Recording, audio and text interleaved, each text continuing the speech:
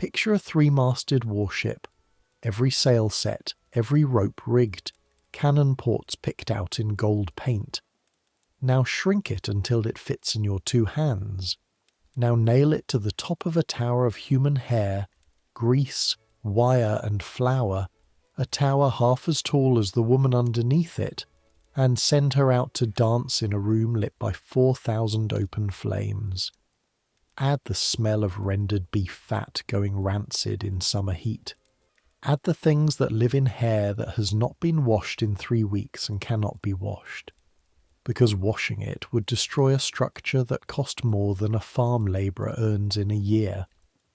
Add a silver rod, long and thin as a knitting needle, that great ladies slide down into their own hair to scratch at what is crawling underneath, because their fingers can no longer reach their own scalps.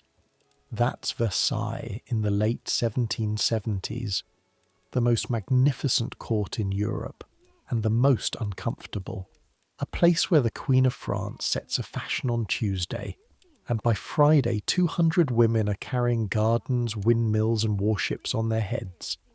A place where you could watch a duchess weep from the pain of her own hairstyle in the morning, and watch her order a taller one by evening. We're going back there tonight, not as tourists gawking up at the gilded gates. We're going in through the service door with the pins and the pomade. 1 year, 1 pair of hands, everything they would have touched, smelled, burned and carried.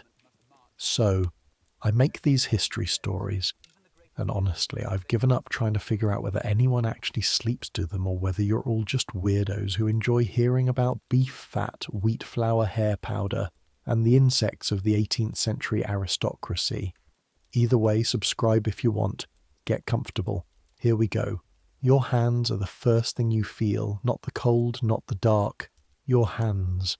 They're cramped into claws around a curling iron that went cold an hour ago. And when you try to open your fingers, the knuckles crack one by one, like green wood in a fire. You've been rolling papilottes since 4 in the morning, little twists of paper and hair, folding, heating, pressing, folding again, and somewhere in the last hour your hands stopped being hands and became tools that ache. Then the hammering starts, a fist on the shutters downstairs. Not a polite fist, a fist that belongs to somebody whose mistress is in trouble. And at Versailles, in the spring of 1777, there is only one kind of trouble that sends a footman running through the streets before dawn. Somebody's hair has moved. You hear Monsieur Lassalle's bed creak through the wall. Hear him swear with a fluency he never shows customers. Hear the third stair groan under his weight. Then his voice, coming up through the floorboards of the attic like the voice of God, if God had spent 30 years breathing powder. Nicholas, down, now. You're already moving. You sleep in your shirt and breeches for exactly this reason. Your stockings are stiff with yesterday's pomade, your shoes are cold, and as you fumble in the dark, your fingers find the familiar shapes on the shelf by your bed. A coil of waxed cord, thin and strong, that your father twisted himself on the rope walk at Honfleur. A little wooden boat, no longer than your thumb, carved by your brother Emile the week before you left home. You don't know why you touch them every morning. You just do. Some men cross themselves. You touch the cord and the boat. Then the smell of the workshop rises up the stairwell to meet you, and it hits in layers, the way it always does. Cold pomade first, beef marrow, and veal fat rendered down and scented with clove and orange flour, sitting in its crocks like pale butter. Then singed hair, that bitter, unmistakable ghost that never leaves a hairdresser's rooms, soaked into the plaster itself. Then starch, dry and floury, coating the back of your throat with every breath. And underneath it all, the bass note of every room you've ever slept in since you came here. the smell of unwashed human beings, including you, especially you.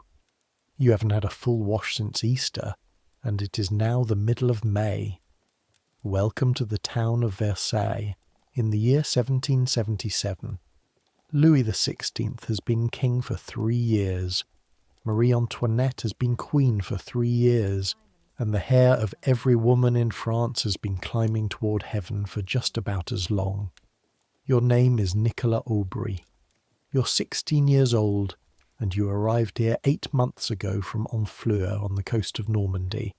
With 3 livres in your pocket, your father's cord, your brother's boat, and a letter to a master coiffeur named Lassalle, who looked at you the way a cook looks at a fish of doubtful freshness and said, "The hands.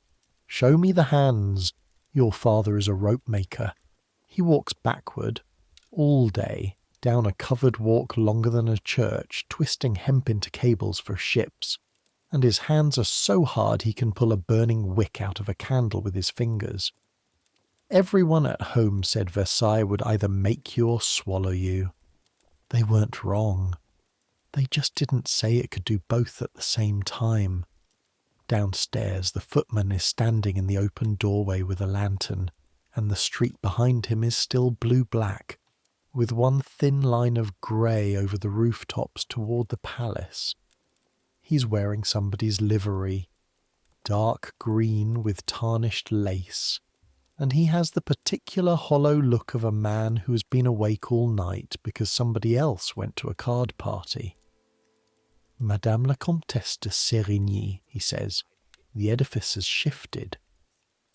That's the word he uses, the edifice, like a bell tower had cracked.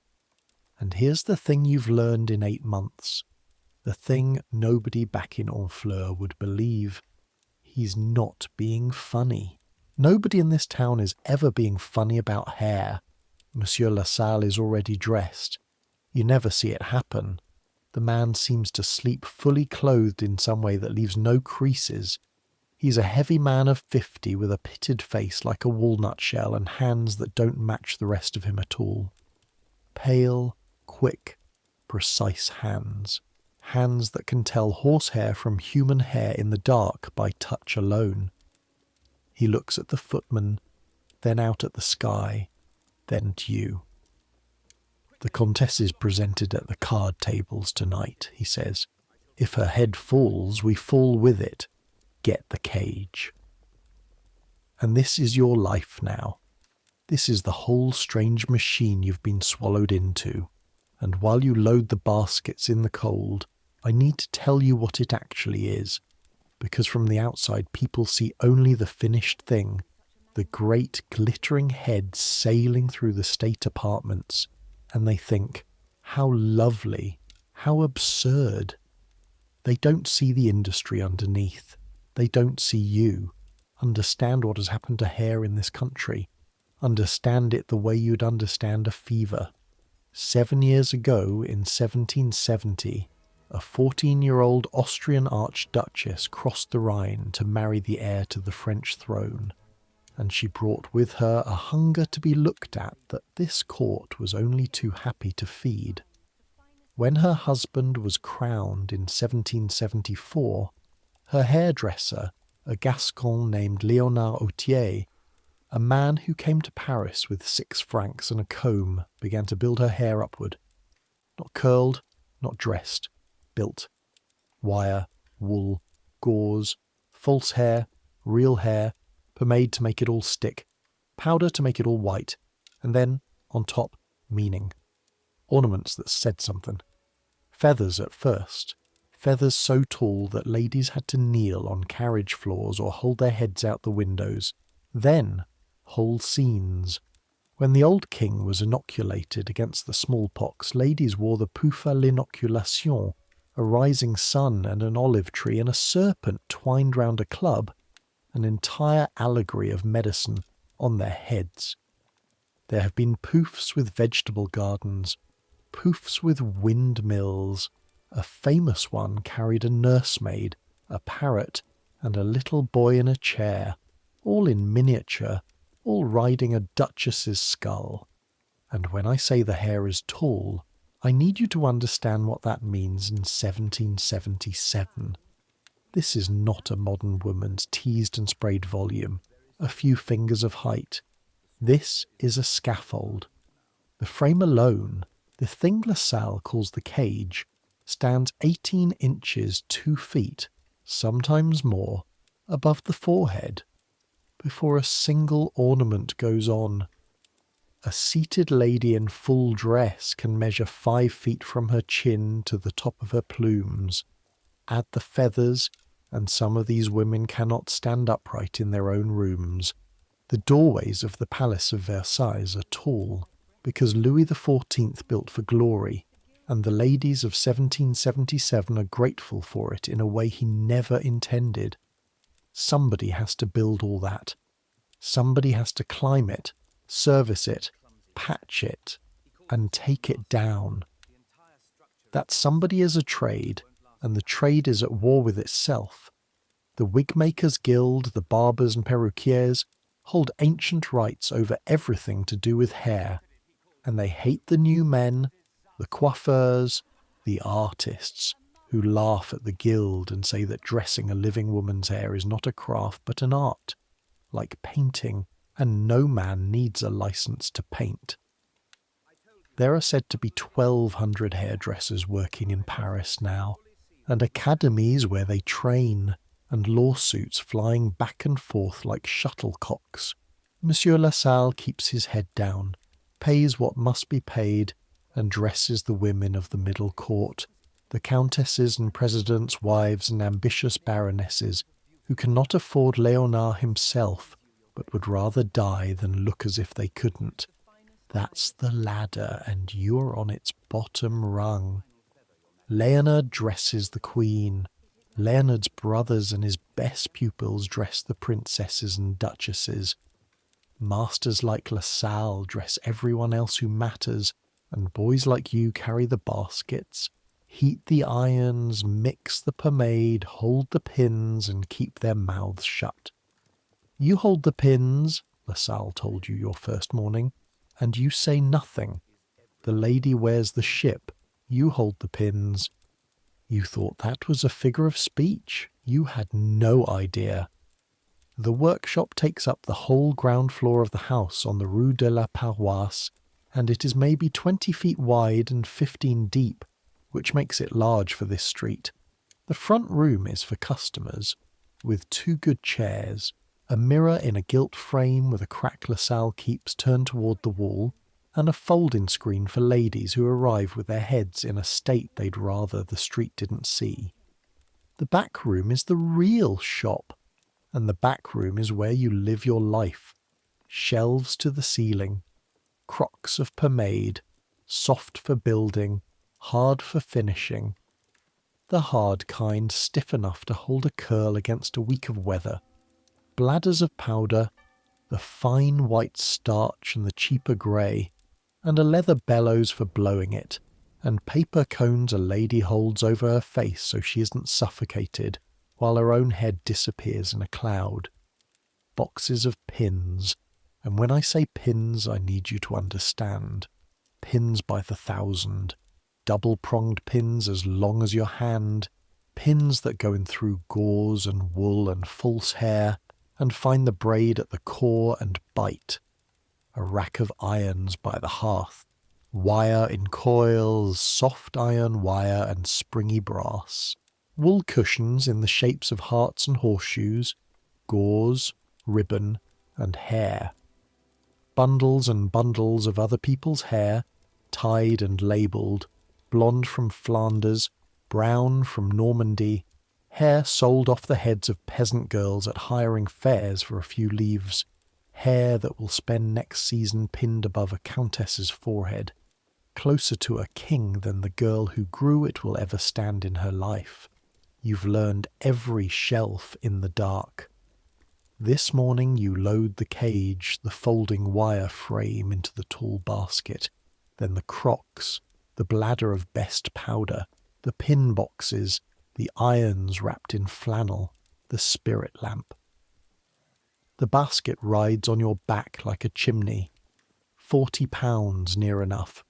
Your shoulders learned to hate it in the first week and then learned that hating it changed nothing. Your clothes go on in the dark too, and every piece of them says exactly what you are. A rough linen shirt, third day of wear. Wool breeches shiny at the knees because your work is done half standing, half kneeling on ladies' floors. Grey stockings, mended at both heels by Madame Lassalle, who mends stockings with the same grim mercy she puts into her soup. And then the coat, and the coat is your one bit of pride.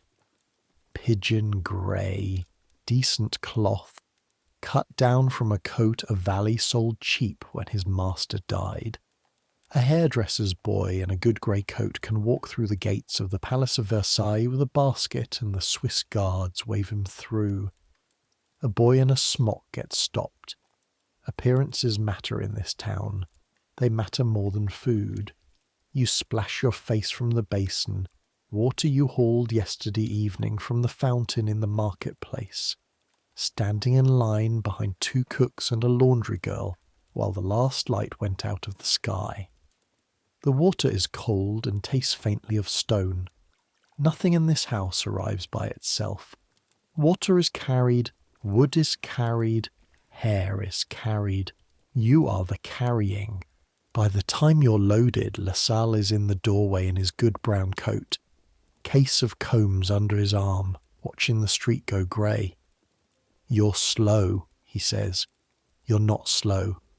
He says this every morning the way other men say good morning. You've learned to let it pass through you like weather.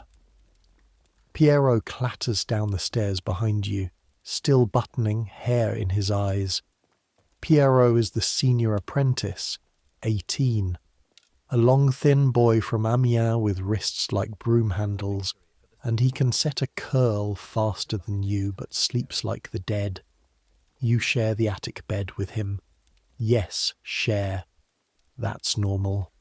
Most apprentices in this town sleep 2 to a bed, and by the standards of the trade, Pierrot is a good bedfellow, meaning he doesn't steal the blanket more than half the nights, and he talks in his sleep about cards instead of about girls, which is easier to sleep through. "Who moved?" he asks, meaning whose hair. "Sérigny," Lassalle says. Pierrot winces with his whole face. "3rd day. 4th. And that one word tells you the shape of your morning, because a pouf on its 4th day is not a hairstyle anymore. It's a ruin that has to be made to look like a monument for one more night.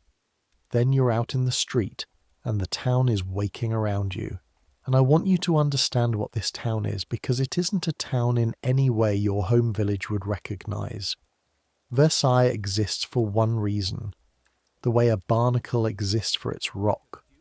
100 years ago, in 1682, Louis XIV moved his court and the whole government of France into his father's hunting lodge, rebuilt past recognition, and a city grew up against the palace walls to serve it. Tailors, saddlers, cooks, laundresses, wigmakers, letter-writers, sellers of everything. Perhaps 50,000 people live here now, and there is not one of them, not one, whose bread does not come somehow out of the great house on the hill. When the court is here, the town is fat. When the court travels to Fontainebleau in the autumn, the town holds its breath and lives thin. You've seen shopkeepers stand in their doorways watching the baggage wagons leave, like farmers watching rain clouds pass without breaking.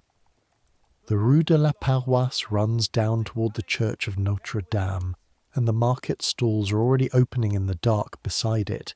Fish carts up from the coast, bread racks being loaded, and the bread smell cuts through the cold and reminds you that breakfast is a thing that happens to other people before 7 o'clock. A water carrier goes by with his buckets on a yoke, then 2 chairmen carrying an empty sedan chair at a jog, hurrying toward the palace to be first in line for fares. Even at this hour you're not alone in carrying somebody's comfort uphill. Ahead of you, over the rooftops, the palace begins to happen. There is no other way to say it. You don't see the Palace of Versailles. It happens to you a little more with every street you cross. First the roof line, a grey gold ridge wider than the town itself, then the Place d'Armes opening out, that enormous paved field where 3 avenues meet, each avenue wide enough to march an army down it in column, planted with double rows of elms, aimed at the palace gates like 3 roads, all deciding that everything in France leads here. Then the gates themselves, iron and gilt, taller than the houses you grew up among, with the Swiss in their blue coats stamping against the cold. And behind the gates, courtyard opening into courtyard, marble and gold leaf climbing toward the king's own windows, the whole thing built to make you feel exactly what you feel every single morning, which is small. Your grandfather might have heard old men in Honfleur talk about the Sun King who built this, men who were boys when the masons were still at work. It's that close, that real. The paint on the railings is renewed. The kingdom pays for it, whether the kingdom can afford it or not, and the sun comes up behind you and touches the top of the roof first. The gilt along the ridge catching light while the town below is still in shadow, and for a moment every morning, even carrying 40 pounds of wire and grease, even with your hands aching, you stop being tired. Just for a moment. But you don't go in through the gold. Boys with baskets never do. You cut left, along the wing, to a door in the north side that the guards know, and then you are inside the other Versailles, the one the engravings never show. Service corridors with plaster walls sweating damp. Staircases of bare stone, spiral and mean, where you climb with the basket scraping both walls. The smell changes with every landing, tallow candles, then cooking fat, then piss, because the palace of the King of France has several thousand people living in it, and nowhere near enough places for them to relieve themselves, and the corner of a back stair answers the need. Great ladies hold scent boxes to their noses in their own home. Versailles from the front is a hymn.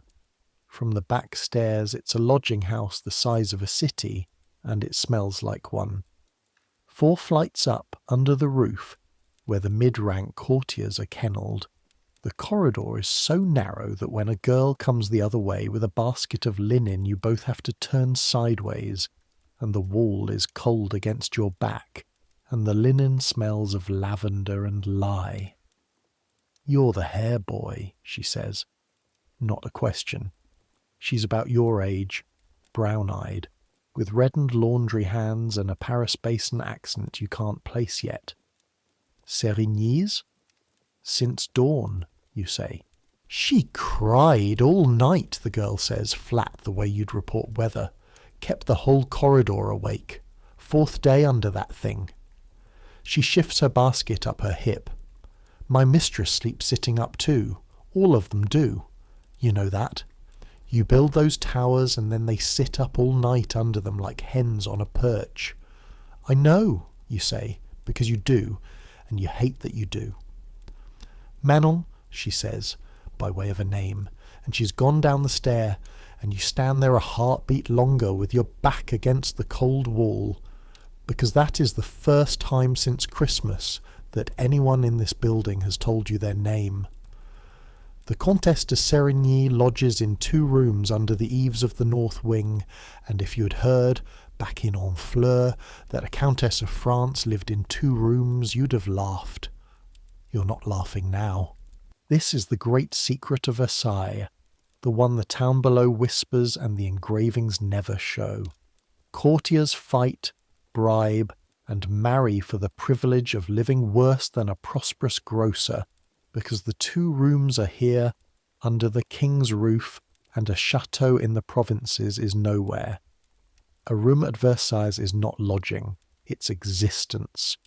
Give it up and you stop being seen, and at this court a person who is not seen is a person who slowly, politely, stops being a person. The first room is for her maid, her trunks, and her chamber pot. The second is hers, and it holds a bed she has not properly lain in for 4 nights. She's sitting in the middle of it on a low stool, in a dressing gown, with her back straight as a mast, and on her head is the ruin. 4 days ago, this was LaSalle's best work of the spring. A pouf of the second height, 22 inches from forehead to summit, dressed for a concert. Gauze in ash grey and silver, a spray of pale roses now brown at the edges, and a little enamelled bird on a wire positioned as if landing. Under the gauze, a cushion of wool and horsehair. Under the cushion, a scaffold of soft iron wire lashed and soldered.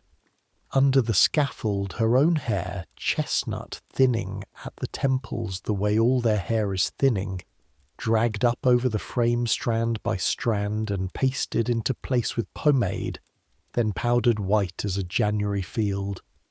That was 4 days ago. Since then the structure has been slept on, sat up in, danced under, rained on once between a doorway and a carriage, and inhabited. Because that is what happens, and I need you to understand this part because this is the part that separates the pretty engravings from the true history of these heads. The pomade is animal fat. The powder is wheat starch. Warmth, grease, and flour, packed into a dark, quiet tower and left there for a week. You have built with your own hands the most perfect home a louse has ever been offered in the history of the world. Everyone at this court itches. The Queen's ladies itch beneath their diamonds. It is not spoken of, and it is universal, and that is why every woman of fashion owns a grattoir, a long slender rod, silver or ivory, that slides down through the gauze and the wool to reach what her fingers never will. The Comtesse's grattoir is lying on the floor beside her stool, where it fell at some point in the night, and looking at it tells you everything about the last 4 days. The head itself has slid.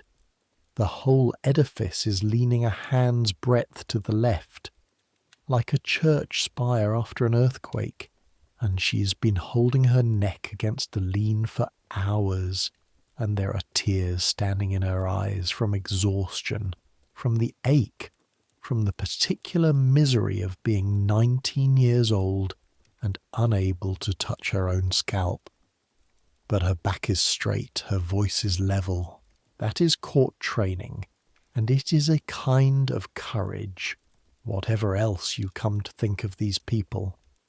Monsieur LaSalle, she says, it has become unbearable. Madame, LaSalle says, and bows exactly as low as her rank requires, and not a finger lower. It has become architecture. We shall make it bearable. And you go to work, and the work is the thing I want you to feel, hour by hour, because nobody who wore these towers, and nobody who looks at pictures of them, has ever felt it from where you stand. You unpack in silence, in order, the way he taught you. Spirit lamp lit, irons laid out by size, smallest to largest on their flannel. Pomade crocks open, soft to the left, hard to the right. Pins by length in their boxes. The bellows. The powder. You've done this so many times, your hands do it while you watch the head, learning to read it the way LaSalle reads it, where the wire has bent, where the pomade has gone grey and dead, where a mouse of matted hair has formed at the nape, a felted lump that will never comb out and will one day have to be cut, and she doesn't know that yet, and you are not the one who will tell her. Taking down even part of a pouf is surgery. The Comtesse cannot lie back. The structure forbids it. She sits, and you stand behind her on a wooden stool because the summit is above your shoulder height, and you begin to find and draw the pins. Each one comes out with a small gritty resistance, dragging powder paste with it, and each one releases a little breath of the interior air of the pouf, warm and thick, fat and flour and unwashed scalp, a smell you will know in your sleep when you are 80. Some pins have rusted freckles from the rain. One is bent almost double. That one carried the lean, all 4 days of it. Your cramped hands warm up and steady down. This is the strange gift of the trade. The work that ruined your hands overnight is the only thing that makes them feel right by day. Lasalle unlaces the gauze and lifts the cushion section away, and the Comtesse makes a sound she would die before making at the card tables. A low, involuntary groan of relief, the sound a porter makes setting down a load. For a moment her actual head is almost light. You see her sway with it, dizzy at the missing weight. Under the frame, her scalp is a battlefield in miniature. Lines of angry red where the wire bore down through its padding. A raw patch behind the left ear, the size of a thumbnail, where a pin worked loose and rubbed all night, every night. Powder and pomade caked to a grey rind along her hairline. She cannot see any of it. You see all of it. That too is the trade. You are 16, and you know the hidden skin of countesses better than their own mothers do, and you say nothing, ever, to anyone. Ye, the pin has opened her behind the ear, you murmur to Lasalle because he taught you to report like that. Quiet, exact once. Wine, he says to the maid, meaning to wash it, and to you. Pad the number 4 wire, double. Steady hands. That's his whole gospel, delivered in 2 words 100 times a day. Steady hands are worth more than pretty ones. You pad the wire with lamb's wool, wrapping and tying, and here your father's trade rises up through your fingers without being asked. A rope maker's son knows 20 ways to whip the end of a line so it can never slip, and you finish each lashing with the flat, hard little knot your father calls the sailmakers. And Lasalle noticed it months ago and said nothing, which from him is a diploma. Rebuilding takes 3 hours. Understand the arithmetic of that. 3 hours today, on top of the 4 hours the original dressing took on Saturday. A great lady at this court spends more of her waking life having her head built than she spends eating. While you work, the Comtesse sits under your hands like a sitter for a portrait that is being painted on her skull, and the morning light moves across the floor and her chocolate goes cold on its tray twice and is twice replaced, and Manon comes and goes with linen and wine, and once, unseen by anyone but you, briefly presses her mistress's hand, and the Comtesse briefly lets her. Lasalle works the front, the visible country, the part the court will judge. You work the back, the hidden country, the part that only has to hold. That division tells you your place in the world more clearly than a sermon. And while his combs fly, Lasalle talks because a coiffeur must talk. Softly, steadily, a stream of court weather that asks no answers. Who danced with whom? What the Queen wore to the opera ball? That the Emperor of Austria himself, the Queen's own brother, has been at Versailles these 3 weeks past since the 18th of April, travelling plain as a country lawyer under the name of Count Falkenstein, refusing state beds, sleeping at an inn, and saying things at supper that strip the varnish off everyone present. All Versailles is repeating his remarks in whispers.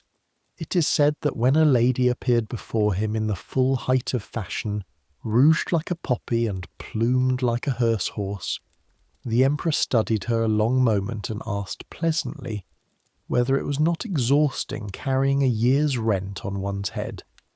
The Comtesse laughs, one small breath of a laugh, and then winces, because even laughing pulls at a scalp 4 days captive. He is not wrong, monsieur, she says quietly, to the mirror, to nobody. It is exhausting. Madame, LaSalle says, pinning the last silver gauze. It is the fashion. He says it the way a priest says it is the will of God. Same tone, same finality. And she straightens her neck under the fresh 2-foot tower and puts on her court face. And it is done, and she is beautiful, and it is a fact, and the fact has a price. And tonight at the card tables not one soul who admires her will know what you know about the raw place behind her left ear.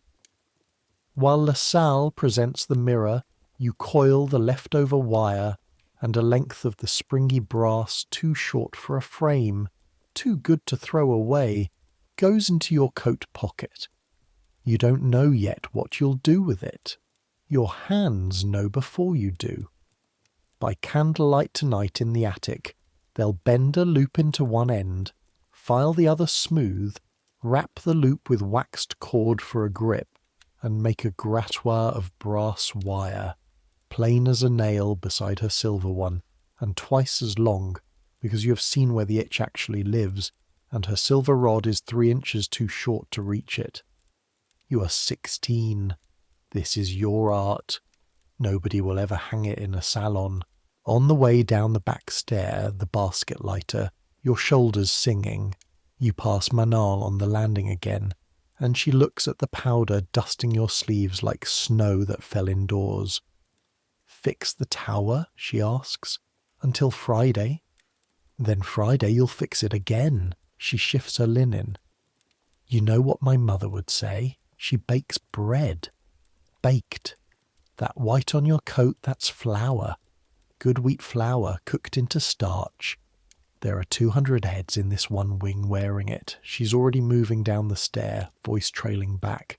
Not angry, just tired, which is worse. Whole parishes eat barley, and Versailles wears wheat. The wall is cold against your back again. You'll hear that sentence for the rest of your life. Back at the shop by noon, LaSalle counts the pin boxes, finds them low, and sends you to Madame Ricard's. Madame Ricard keeps her shop 2 streets over, near the market of Notre Dame, between a candle maker and a seller of second-hand clothes, and she supplies half the hairdressers of the town with powder, pomade, pins, and wire.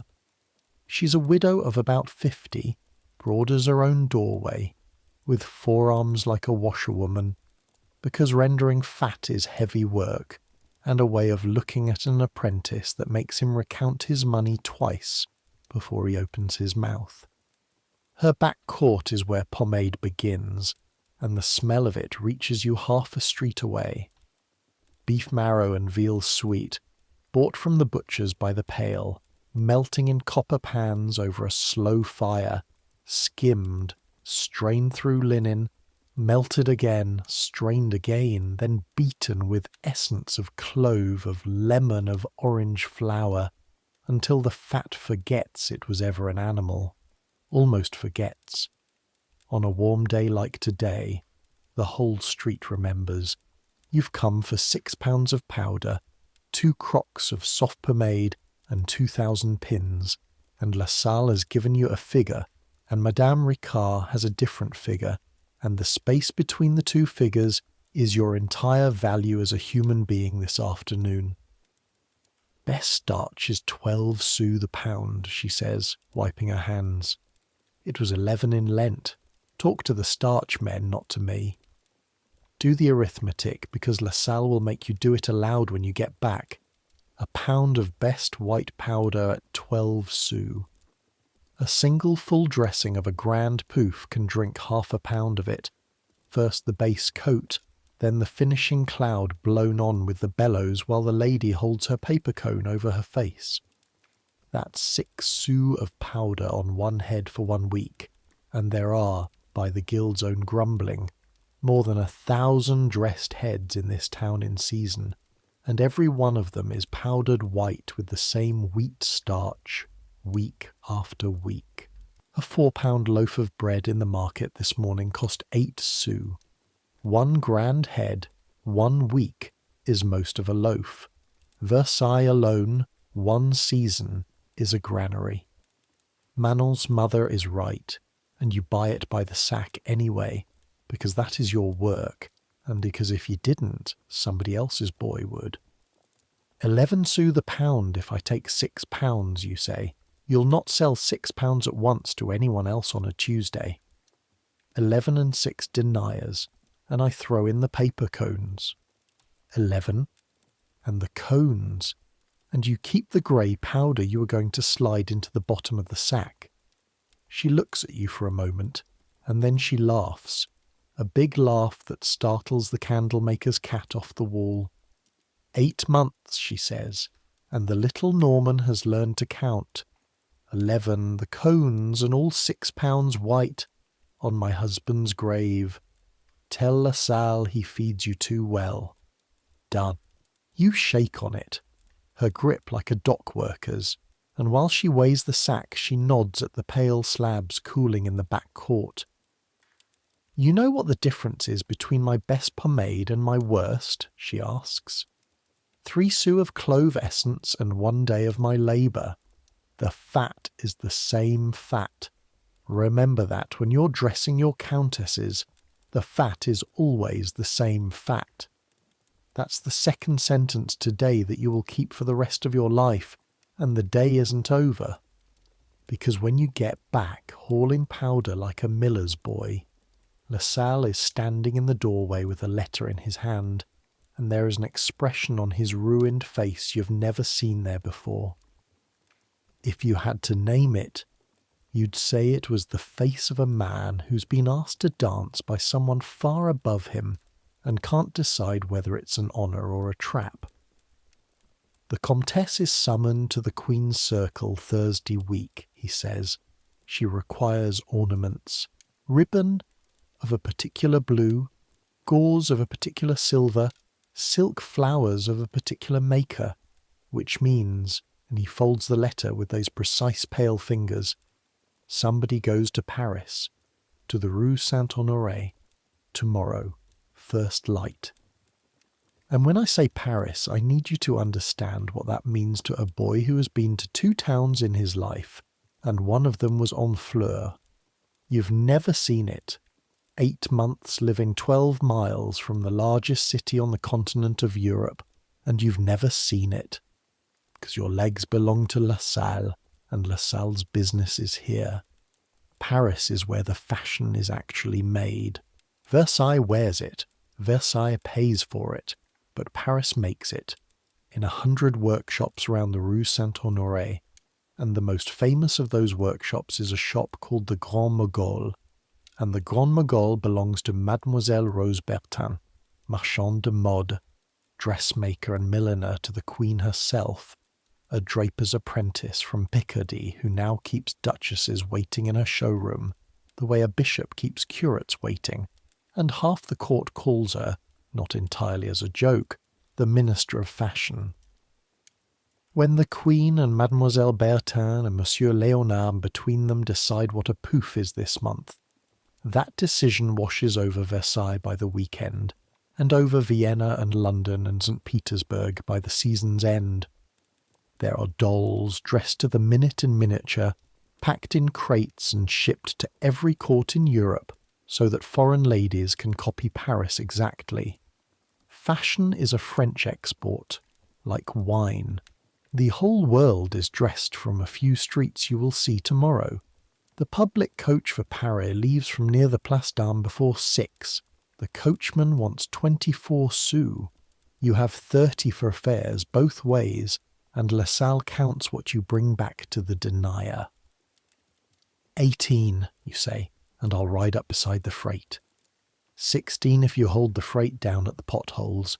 It's a lady's looking-glass crated. Break it and walk. Done. And that is how you enter Paris for the first time in your life, at a jolting trot, hugging a crated mirror like a brother, watching the largest city in Europe assemble itself around the road. It starts long before the walls, market gardens, then villages that have grown together like drops of grease running into one, then traffic thickening, hay wains, fish carts up from the coast smelling of the tide you were born beside, a herd of bullocks driven toward the slaughterhouses, private carriages cutting through everything at a speed that assumes the poor are agile. Then the barrier, where clerks of the tax farm probe the hay with iron rods, because everything that enters Paris pays, wine, wood, meat, everything, and everyone hates the wall of clerks with a low, patient hatred you will remember years from now, and then you're through, and the sound closes over you like water. You thought Versailles on a court day was crowded. Paris makes Versailles look like a convent garden. The streets are gorges between houses 5 and 6 stories tall, and there are no footways. You walk in the roadway with everyone and everything else, and the gutter runs down the middle of the street, and what runs in the gutter you learn not to study. 600,000 people, they say, maybe more, live inside these walls. The noise is a single continuous substance. Iron tires on stone, water carriers crying their trade, oyster women, old clothes men, the crack of coachmen's whips, and over it all the bells, dozens of churches quarrelling politely about the hour. The coachman sets you down near the Palais Royal, and you walk the Rue Saint-Honoré with La Salle's letter inside your shirt like a passport, and the street itself is a lesson. Shop after shop after shop, glass-fronted, gilded, selling things whose existence you'd never suspected. Fans, snuff-boxes, silk stockings, scent, and the hair trade everywhere. Barbers' basins swinging on brackets, perruquiers' windows full of wigs on blank wooden heads, ranked like a silent choir. Prints in the print sellers' windows mocking the very fashions the next shop sells. A lady's pouf so tall her hairdresser stands on a ladder to finish it. A coiffeur with a sextant taking the altitude of a head like a navigator taking a star. The city sells the madness and the laughter at the madness, side by side, and takes money for both. You find the Grand Mogul by the crowd outside it. Carriages 3 deep. Footmen leaning on the wall with the boredom of men who wait for a living. Inside, glimpsed through the glass, a room like a jewel box. Silks in waterfalls, ribbon in coils, plumes standing in vases like impossible flowers, and young shopwomen moving through it with the crisp authority of officers. You're let in by a side door, being trade, and you wait at the end of a counter while La Salle's order is made up. And that is when the whole street outside goes quiet for a heartbeat, the way a room does before thunder, and then bursts into noise again, and the door opens, and you see him. He is not tall. That's the first thing. A neat, quick, southern-looking man in his late 20s, dressed better than most of the marquises you've seen, sword hilt glinting at his side, moving through the shop like a man who has never once doubted he'd be welcome. The shopwomen orbit toward him. Even the Duchess at the main counter turns, and La Salle's correspondent, the woman making up your parcel, murmurs the name to you without being asked because some names explain themselves. Monsieur Léonard Autier, the Queen's own coiffeur, the Gascon who came to Paris with nothing and now drives to Versailles in his own carriage, the man whose comb rules more heads than the Parliament rules Frenchmen. They tell a story. The trade tells it lovingly, that his masterpieces climb so high he mounts a step-ladder to finish them, and looking at him now you believe the confidence, if not the ladder. He has come about ribbons, apparently. There is a low conference over a tray of blues, his fingers moving through the samples fast as a money changer's. No, yes, that one, and something about the certainty of it makes the back of your neck prickle. 40 women of rank will wear that exact blue within a month and will believe they chose it. On his way out, his glance crosses the counter where your parcel is being tied, crosses your grey coat, your powder-dusted sleeves, the pin box open at your elbow, and for a quarter of a second the most famous hairdresser in Europe sees you, identifies you, trade to trade, the way one sailor spots another across a market square. "Mind the loops on that gauze, boy," he says, in a Gascon accent you could spread on bread. "It bruises." And he's gone, and the door swallows him, and the street noise closes again, and you stand there holding a parcel of silver gauze very, very carefully. You will meet him once more before this story is done. You don't know that yet. Neither does he. You have an hour before the coach returns, and you spend it walking, and the walking teaches you something the Rue Saint-Honoré was built to make you forget. 2 streets north of the silk and the plumes, the city changes. The houses are the same height, but nothing else is the same. Washing strung across the gorge of the street, children with winter faces in June weather, a pawnbroker's window full of tools, which is the saddest kind of window there is, because every hammer in it is a trade somebody gave up eating to keep and then gave up keeping. On a corner, a woman is selling little bundles of kindling, and beside her a girl of maybe 8 holds skeins of thread for sale, and neither of them calls out to you, because your coat is grey, not fine, and they can price a coat at 20 paces. And then, near the markets, you pass a group of women waiting at a baker's door, and one of them sees you, sees the white dust worked into the seams of your sleeves, and she doesn't shout. That's the thing. You'll remember that she didn't shout. She just says it, at ordinary speaking volume, to the street in general, the way you'd remark on rain. "There goes the flour." Nobody moves. Nobody even looks at you particularly. Bread is 8 sous the loaf and quiet this year, and it has been dearer. 2 years ago it was dearer and there were riots for it. Hundreds of markets looted across the whole Paris basin in one spring, the year the new king was crowned, and the price came down and the ropes went up, and everyone remembers, and nobody says any of this to you. She just says the sentence, and the queue at the baker's door watches you carry 6 pounds of wheat starch past them toward Versailles, and you have never in your life been so glad to see a coach. Understand, nothing happened. That's what you tell yourself all the way home, hugging the crated mirror at the potholes. Nothing happened at all. It's just that you can now feel your own sleeves, and you go on feeling them for the rest of the summer. Sunday comes, and Pierrot shakes you awake with a plan, because Sunday is the one day the shop sleeps until 8. And Pierrot's plans are the reason you have seen anything in this town, beyond suppliers and back stairs. "Get your coat," he says. "We're going to see the king." And here is a thing about Versailles that nobody believes until they stand in it. You can. Anybody can. The palace of the King of France is open. This is the deliberate ancient policy of the place. And any man decently dressed, any man who can borrow or hire a sword to hang at his hip, and there's a stall by the gates that rents them, walks in.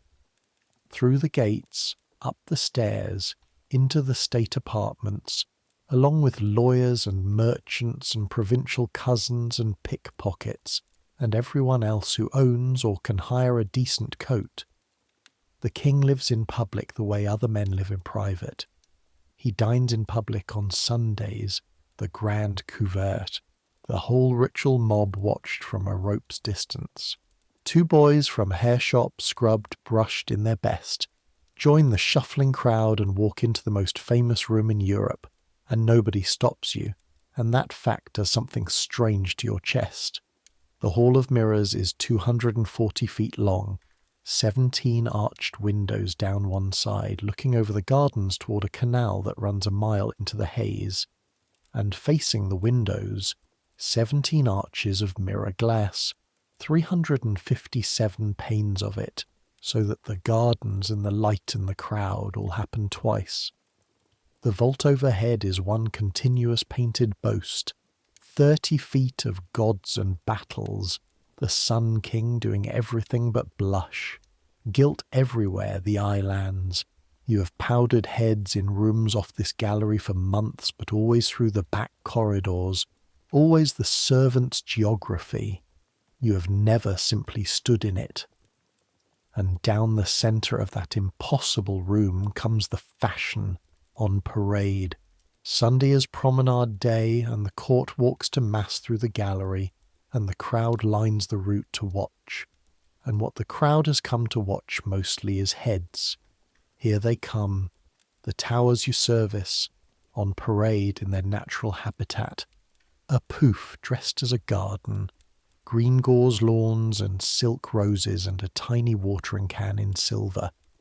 A pouf carrying plumes so tall they wobble against the gilding of a door frame as their owner ducks, actually ducks, that practised graceful dip of the knees these women have all learned, through an opening that was built for giants, a head crowned with a stuffed songbird on a spring so that it bobs, as if pecking with every step. The crowd murmurs, points, judges. 2 heads in front of you, a country priest stares upward with his mouth open like a carp. And then a stir runs along the gallery like wind through wheat, and the royal family passes, and you see her. For 3 seconds, over the shoulders of a fat man and his fatter son, you see the Queen of France. White column of powdered hair, not the tallest in the room, that's the first surprise. Plumes moving like a ship's rigging in a light air, a blue ribbon, a profile from a coin. 21 years old. She's walking fast, she always walks fast. The court hurries after her like the tail of a comet, and she is laughing at something, and then she is gone, and the whole gallery exhales at once. 3 seconds. You will be asked about those 3 seconds for the rest of your life, at every supper table you ever sit at outside this town. You saw her. What was she like? And you will never be able to explain that what you actually thought in those 3 seconds, watching the most copied head in Europe go by, was second-day dressing. Slight starboard settle at the crown. Leonard will have that rebuilt by Tuesday. The trade has eaten you. You saw the Queen and read her scaffolding. Beside you an old man laughs, once quietly, as if he'd heard the thought. He's small and dry as a January leaf, in a black coat of a cut that was fashionable when your father was a boy. And his own hair, his real hair, is white, cropped close as a monk's. His hands are what give him away, the fingertips flattened and shiny, and along the inside of the right forefinger, a comb maker's groove worn into the flesh, the mark of 50 years as drawing hair. You're one of Lassalle's, he says, not a question. The Norman with the knots, he speaks of you, doesn't know he does it. You're of the trade, monsieur? I was the trade. He watches the last plumes bob away toward the chapel. Hubert, I dressed heads in this palace before your master could hold a full-bottomed wigs, then, on men, 10 pounds of horsehair on a marshal of France, and the ladies wore their own hair low and neat, 1 story high, and we all thought that was vanity gone as far as vanity could go. He says it without smiling. Every generation thinks the summit has been reached. There is no summit. There is only taller. The crowd is flowing toward the room where the king will dine in public. Père Hubert, everyone calls him Père Hubert, you'll learn. Walk slowly, and you match him without deciding to. And Pierrot has vanished toward the spectacle, and the old man talks the way old tradesmen talk, in inventory. I have watched 3 fashions rise and fall in this house, he says. The great wig, the little powdered wig, now the towers. I have seen a fashion make 40 fortunes in a season, and I have seen a fashion end and take every one of those fortunes with it in a winter. The men who soldered wig frames for me in 1730, where do you suppose they are? A fashion is a tide, boy. Beautiful thing, a tide, if you remember what it is. The wet fish men at Honfleur could tell you. He glances at you sideways, sharp as an awl. You never build your house below the tide line. In the next room, under a painted ceiling, at a table behind a velvet rope, the King of France eats his dinner while several hundred strangers watch him do it. He's a heavy young man with a rolling walk and short-sighted eyes, and he eats seriously, methodically, like a man with a long afternoon of eating ahead of him, and the crowd files past as if past an altar.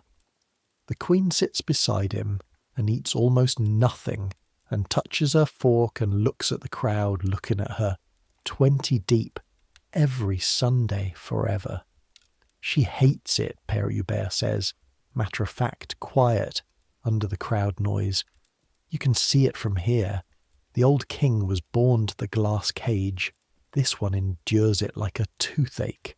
And she, he nods minutely toward the white tower of the Queen's head. She builds it higher, the cage, more feathers, more glass. Poor child thinks that if she must be looked at, she will at least decide what they see. He straightens his antique coat. That's your whole trade, boy, in one sentence. Deciding what they see. Somebody else always carries the deciding on her scalp. He leaves you with that, shuffling off into the crowd like a man who knows every draft in the building by name, and you stand watching the king eat, and you don't know yet that you will climb through a hatch onto the roof of this palace with that old man, 15 months from now, on an evening you'll still be describing when you're 80. You find Pierrot again at a wine shop off the Rue de Sattery, because that's where Pierrot is always eventually found, and the wine shop is the other parliament of Versailles. Understand how this town actually thinks. The court upstairs believes it keeps its secrets, but every courtier is dressed, shaved, laced, carried and fed by somebody, and all the somebodies drink here. Valets off duty, chairman between fairs, a cook with burn-scarred wrists, 2 of the 100 Swiss out of their blue coats, a clockmaker's journeyman who wound the clocks of the small apartments that very morning. News comes down the back stairs faster than water comes up them. Who is in favour? Who is ruined? What the Emperor said. Especially what the Emperor said. All that spring, because Count Falkenstein has spent 6 weeks being the only man in France who says out loud what everyone thinks, and the wine shop repeats him with love. That he told his sister her rouge was fit for the stage, that he goes about Paris on foot like a Christian and stared at the invalids and the workshops instead of the ballets. That when he finally left at the end of May, he handed the Queen 30 pages of written advice, 30 pages from a brother and the wine shop, which has itself written no letters but has opinions about all of them, judges that she will read every page and follow none. You drink your 1 cup of thin red and listen, and Pierrot plays cards because Pierrot always plays cards, and this is the vice of this town wearing its 2 different coats. Upstairs they play faro and lansquenet for stakes that would buy this whole street, and the Queen plays. Deep, late. The Emperor scolded her for that too, and the wine shop knows the size of her losses to the livre, or says it does. Downstairs, the same fever, in copper. Pierrot is up 6 sous, then down 11, then out, with the special serenity of a gambler who was always going to lose exactly everything he had allotted for losing. And then, on the walk home, in the blue dark of the Rue de la Paroisse, a thing happens that you'll turn over for months. A man falls into step with you both. Youngish, neat, too neat. The kind of neat that doesn't match his boots, and he knows Pierrot's name, and Pierrot goes carefully blank in a way you've never seen him go. Still with La Salle? The man says, friendly as a knife grinder. Good little house. Slow money, though. You boys handle hair every day. You know what hair is worth, cut and cured.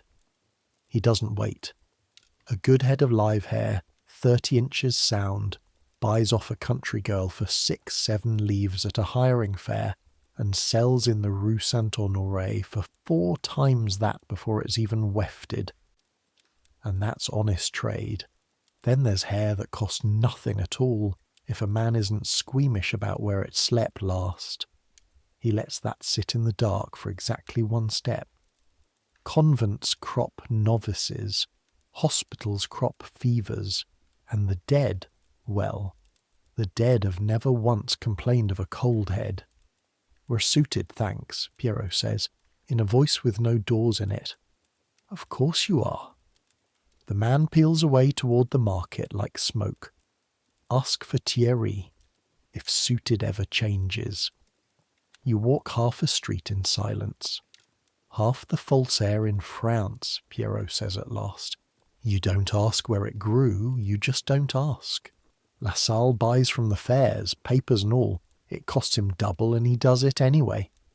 Another few steps. First master I've had who does. You think about the labelled bundles on the workshop shelves. Blonde from Flanders, brown from Normandy.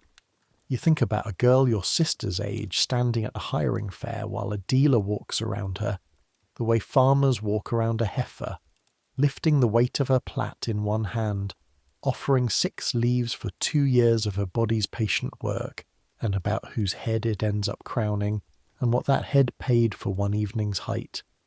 The arithmetic of this trade never stops being strange. It just stops surprising you.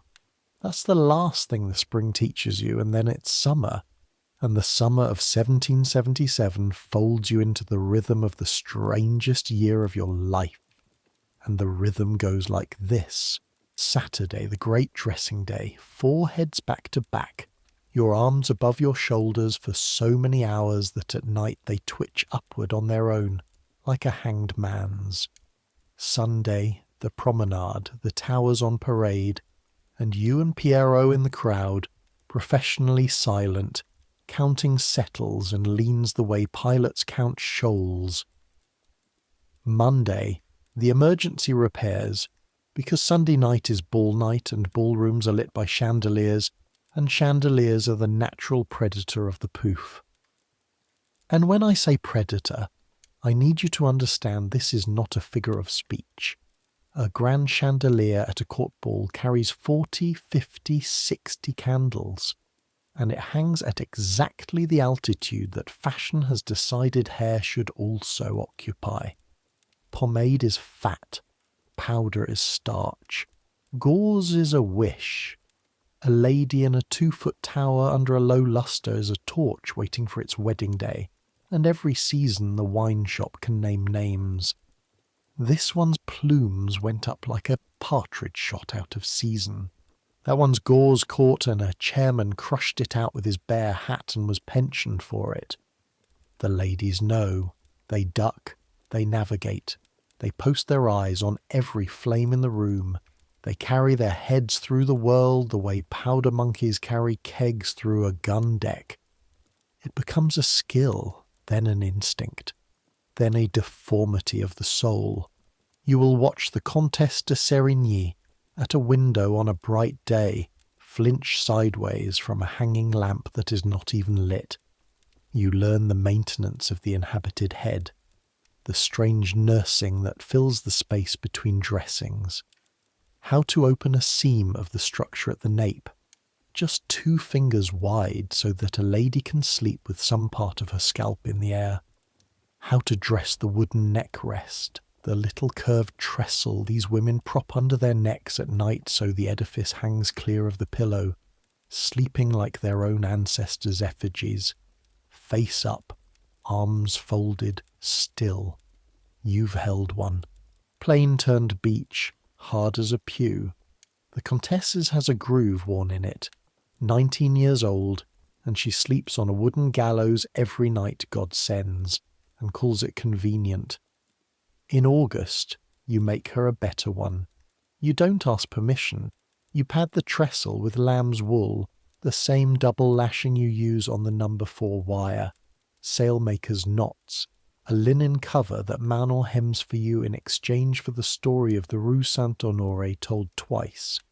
It is not silver, and nobody will ever engrave it. The first morning after, Manon passes you on the stair and says, "She slept until 7. The other messengers say a battle has been won." And the Comtesse herself, at the next dressing, watches you in the mirror for a moment and says to La Salle, in the passing tone great folk use when they're saying something that matters and don't wish it noticed, "Your Norman has sense in his hands."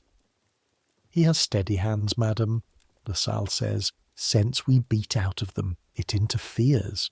But that evening, closing the shop, he doesn't tell you you're slow. He hands you the day's combs to clean, which is Pierrot's work, senior work, and says only, "The nape seam. Where did you learn to hide a seam like that?" "Ropes, monsieur. A splice holds better than a knot and shows less." He looks at you a long moment, the pitted face unreadable in the candlelight. "My master," he says, "God rot him gently, used to say a coiffeur is half sculptor, half lady's maid. He was wrong. We're riggers. The hull is somebody else's. We only stand the masts and take the blame for the weather." He puts the till to bed and locks it. "Blame falls like powder, boy. Down, never up. You'll see. You will see. But not yet, because first the autumn does what autumn always does to this town. It empties it.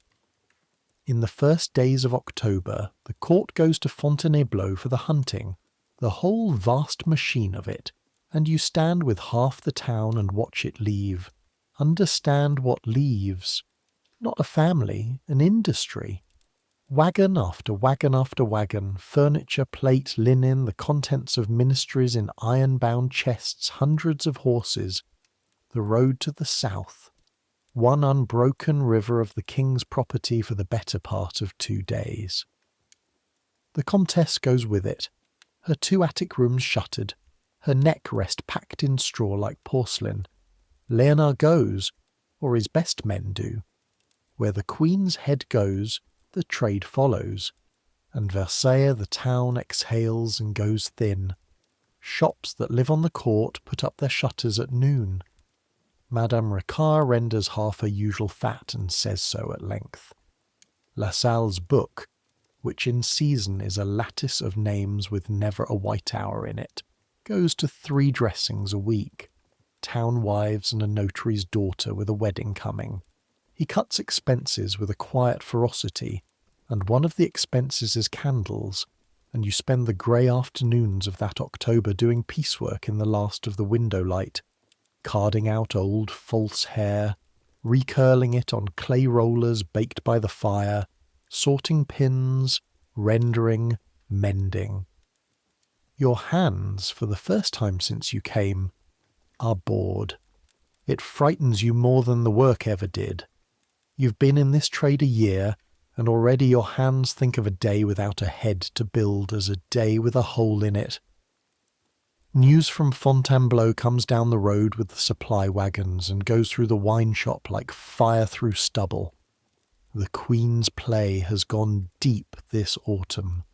Pharaoh at her own table, night upon night, and bankers brought from Paris to hold the game, which is against the law of the land, and nobody in the land being placed to say so to her. The wine shop says the stakes ran to sums you cannot make real to yourself, whole vineyards riding on an ace, and that on the eve of her name day the game ran through the night and into the morning of the next, and that the king, who does not play, said only that the amusement had at least been continuous. The wine shop laughs. Then somebody says what somebody always says, that her play in one night is the town's bread for a winter. Nobody laughs. Somebody else changes the subject because there is a grammar to grumbling, and everyone drinking in this room lives off the same table they're deploring and knows it. That's the town's oldest ache. The hand that feeds it is the hand it talks about at night. In the middle of November, the court comes home, and the season begins in earnest, and with the season comes the night you'll call, privately, forever, the night of the mouse. It's gone 10 o'clock when the Serigny footman comes for you, and this time there's no talk of edifices. The man is trying not to laugh and trying not to be sick both at once, and can barely speak. Up the 4 flights, into the little room, and the scene is this. The Comtesse standing in the middle of the floor, rigid as a mast, gripping Manon's hand white-knuckled, and from inside the 8-day-old pouf on her head, faint but unmistakable, a sound, a scratching. Something is in the tower and it is alive. Nobody laughs. I want that understood. You're 16, and there will be years of your life when you tell this story to make a supper table roar, and every time some part of you will remember that in the room, in the candlelight, with the sound coming from a place 4 inches above a 19-year-old girl's skull, where her own hands cannot go, it was not funny. Her eyes are the eyes of a soldier holding a position. She says with total steadiness, "Get it out." And that steadiness is worth more courage than most men spend in a war. It happens. That is a thing about this fashion the engravings will never tell you, and the trade knows, and keeps in the family. Warm fat, wheat flour, a dark, quiet structure unlaced once a week. To a hungry mouse in a cold palace attic, a pouf on its neck rest at midnight is a larder with a ladder to it. You have heard of it twice. You have never seen it. You're seeing it now. LaSalle isn't coming. He's abed with his winter cough. It is you. You send the footman for a wide basin and a bedsheet. You stand the Comtesse in the middle of the sheet like a maypole, and you go in through the nape seam. Your seam, the one you hid so well. 2 fingers, then 4, working by touch in the warm dark of your own architecture. Wool, wire, lashing, and something soft and quick that bolts against your palm, and your body wants to snatch back and you do not let it. Steady hands, and you get the wretched thing in your fist. A young mouse, greasy with best pomade, its heart going like a watch, and you draw it out through the seam and drop it in the basin, and Manon claps the linen over the top, and it is done.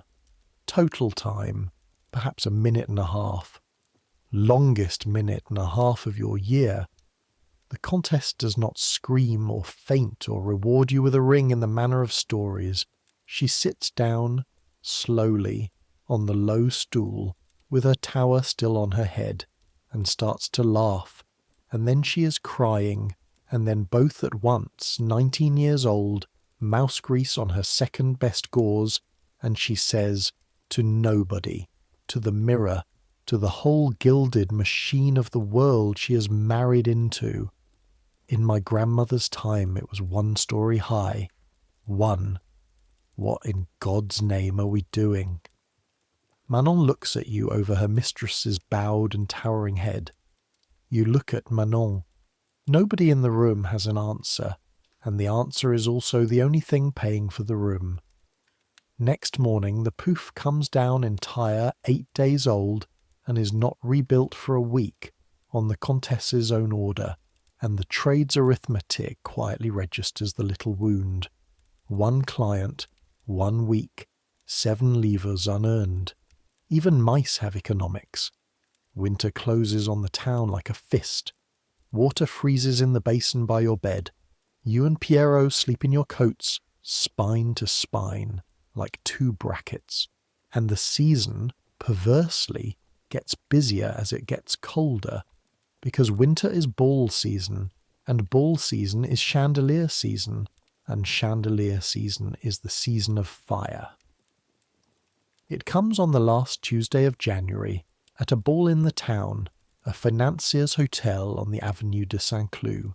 60 candles in the lustres and 100 more in the girandole.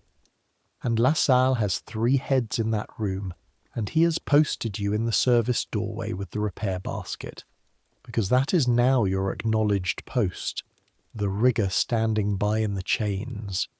And at 11:30 a marquise's niece, 17, first season, dances the wrong quarter turn under the wrong lustre, and her left plume touches flame the way a wick touches it, with a little sound like a court breath, and becomes light. What you do next takes 4 seconds, and you will be unable ever to describe deciding any of it. The flannel from the iron roll is in your hand. You cross the parquet. You take the burning plume out of her hair with your bare right hand, snapping it at the socket. Flannel over the smouldering gauze beneath. Press, smother, out. 4 seconds. The dance has not even fully stopped. The girl is staring at you, white as her own powder, entirely unhurt. The room decides, with the smooth, good sense of rooms that do not wish their evening spoiled, that very little has happened, and the fiddles pick up the figure, and somebody's aunt has the girl led away to be redressed and given wine, and a footman sweeps a little grey ash off the floor, and that is all. In the service corridor afterward, your right palm blisters in a stripe, and Lassalle looks at it, and looks at you, and says, "Cold water, and keep the flannel closer next time, 2 steps closer," which is, from him, an embrace. The burnt plume you're told to throw away. You don't. You cut the singed lock of gauze and feather off at the wire, wrap it in a twist of paper, and keep it on the shelf by your bed, beside your father's cord and Emile's boat, and you could not tell anyone why, except that your hand hurts, and hands remember what hurts them, and you want yours never to forget what candles are.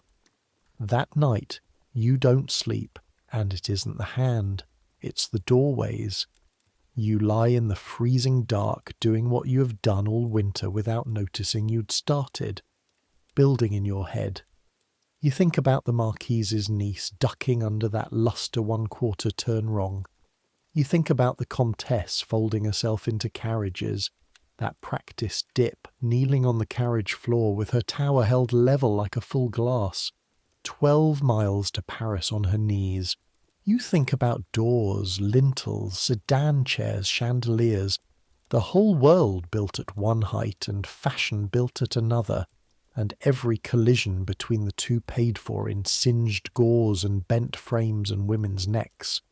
And somewhere toward morning, your hands, which think faster than you do, put your father's trade and Lassalle's together, and you understand something with total clarity, the way you understand a splice. A mast does not have to be one piece. A ship strikes her topmasts in a storm, lowers them, houses them, sails on under the strong lower sticks, raises them again in harbour. Every sailor on the Honfleur quays has watched it done 1,000 times. A pouf is rigged like a mast, and nobody in this whole gilded trade has ever thought to rig one that strikes. A frame in 2 parts. The lower cage, solid, pinned to the head, bearing the weight. The upper section, the top 8 or 10 inches, the plumes and the ornament, socketed onto a hinge of brass, with a catch a lady's maid could work with 2 fingers. Released, the summit folds back and down gently, like a topmast housed, and a 2-foot head becomes a 16-inch head for exactly as long as it takes to pass a door, enter a carriage, walk beneath a lustre. Then up, click, dressed again, and no one the wiser at 10 paces. You get up in the dark, wrap your blistered hand, and start filing brass. The hinge you're filing this freezing February morning will one day fold before a doorway with a warship overhead, in front of the only pair of professional eyes in France that matter. But that day is months away, and no rumour of it yet exists anywhere in the world. You know only that Pierrot is leaving on Saturday, prenticed out, time served, off to a wigmaker's bench in Paris on the Rue des Petits Champs, and the attic's about to be very quiet, and your hand hurts, and the brass is cold, and the file says shh, shh, shh in the dark like a small animal, and for the first time since you left Honfleur you're making something that nobody asked you for.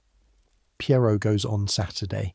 He shakes your hand at the coach like a man rehearsing being a man, and then ruins it entirely by grinning.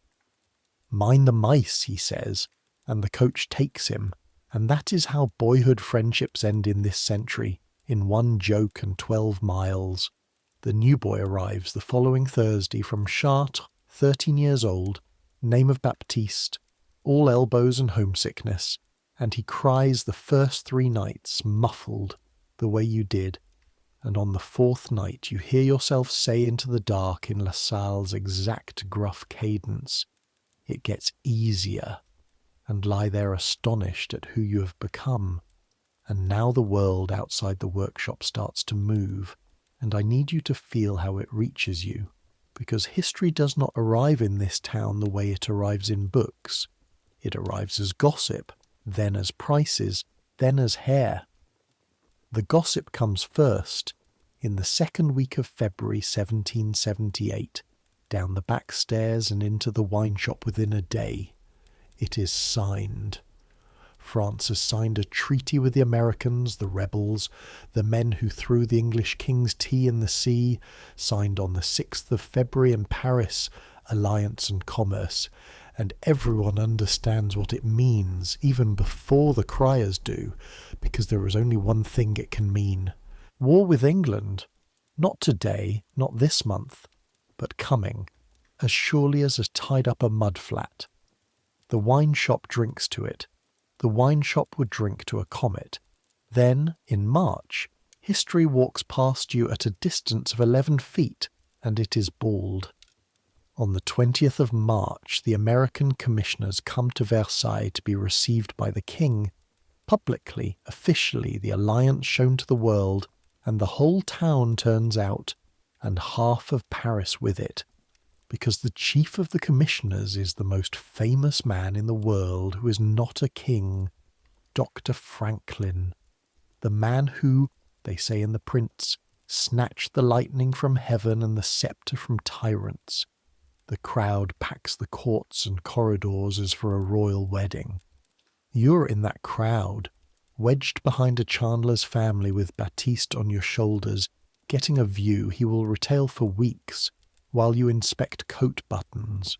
And here is what comes through the press of velvet and powder and plumes between 2 files of Swiss, an old man of 72 in a plain coat of dark silk, no sword, no orders, spectacles on his nose, and no wig.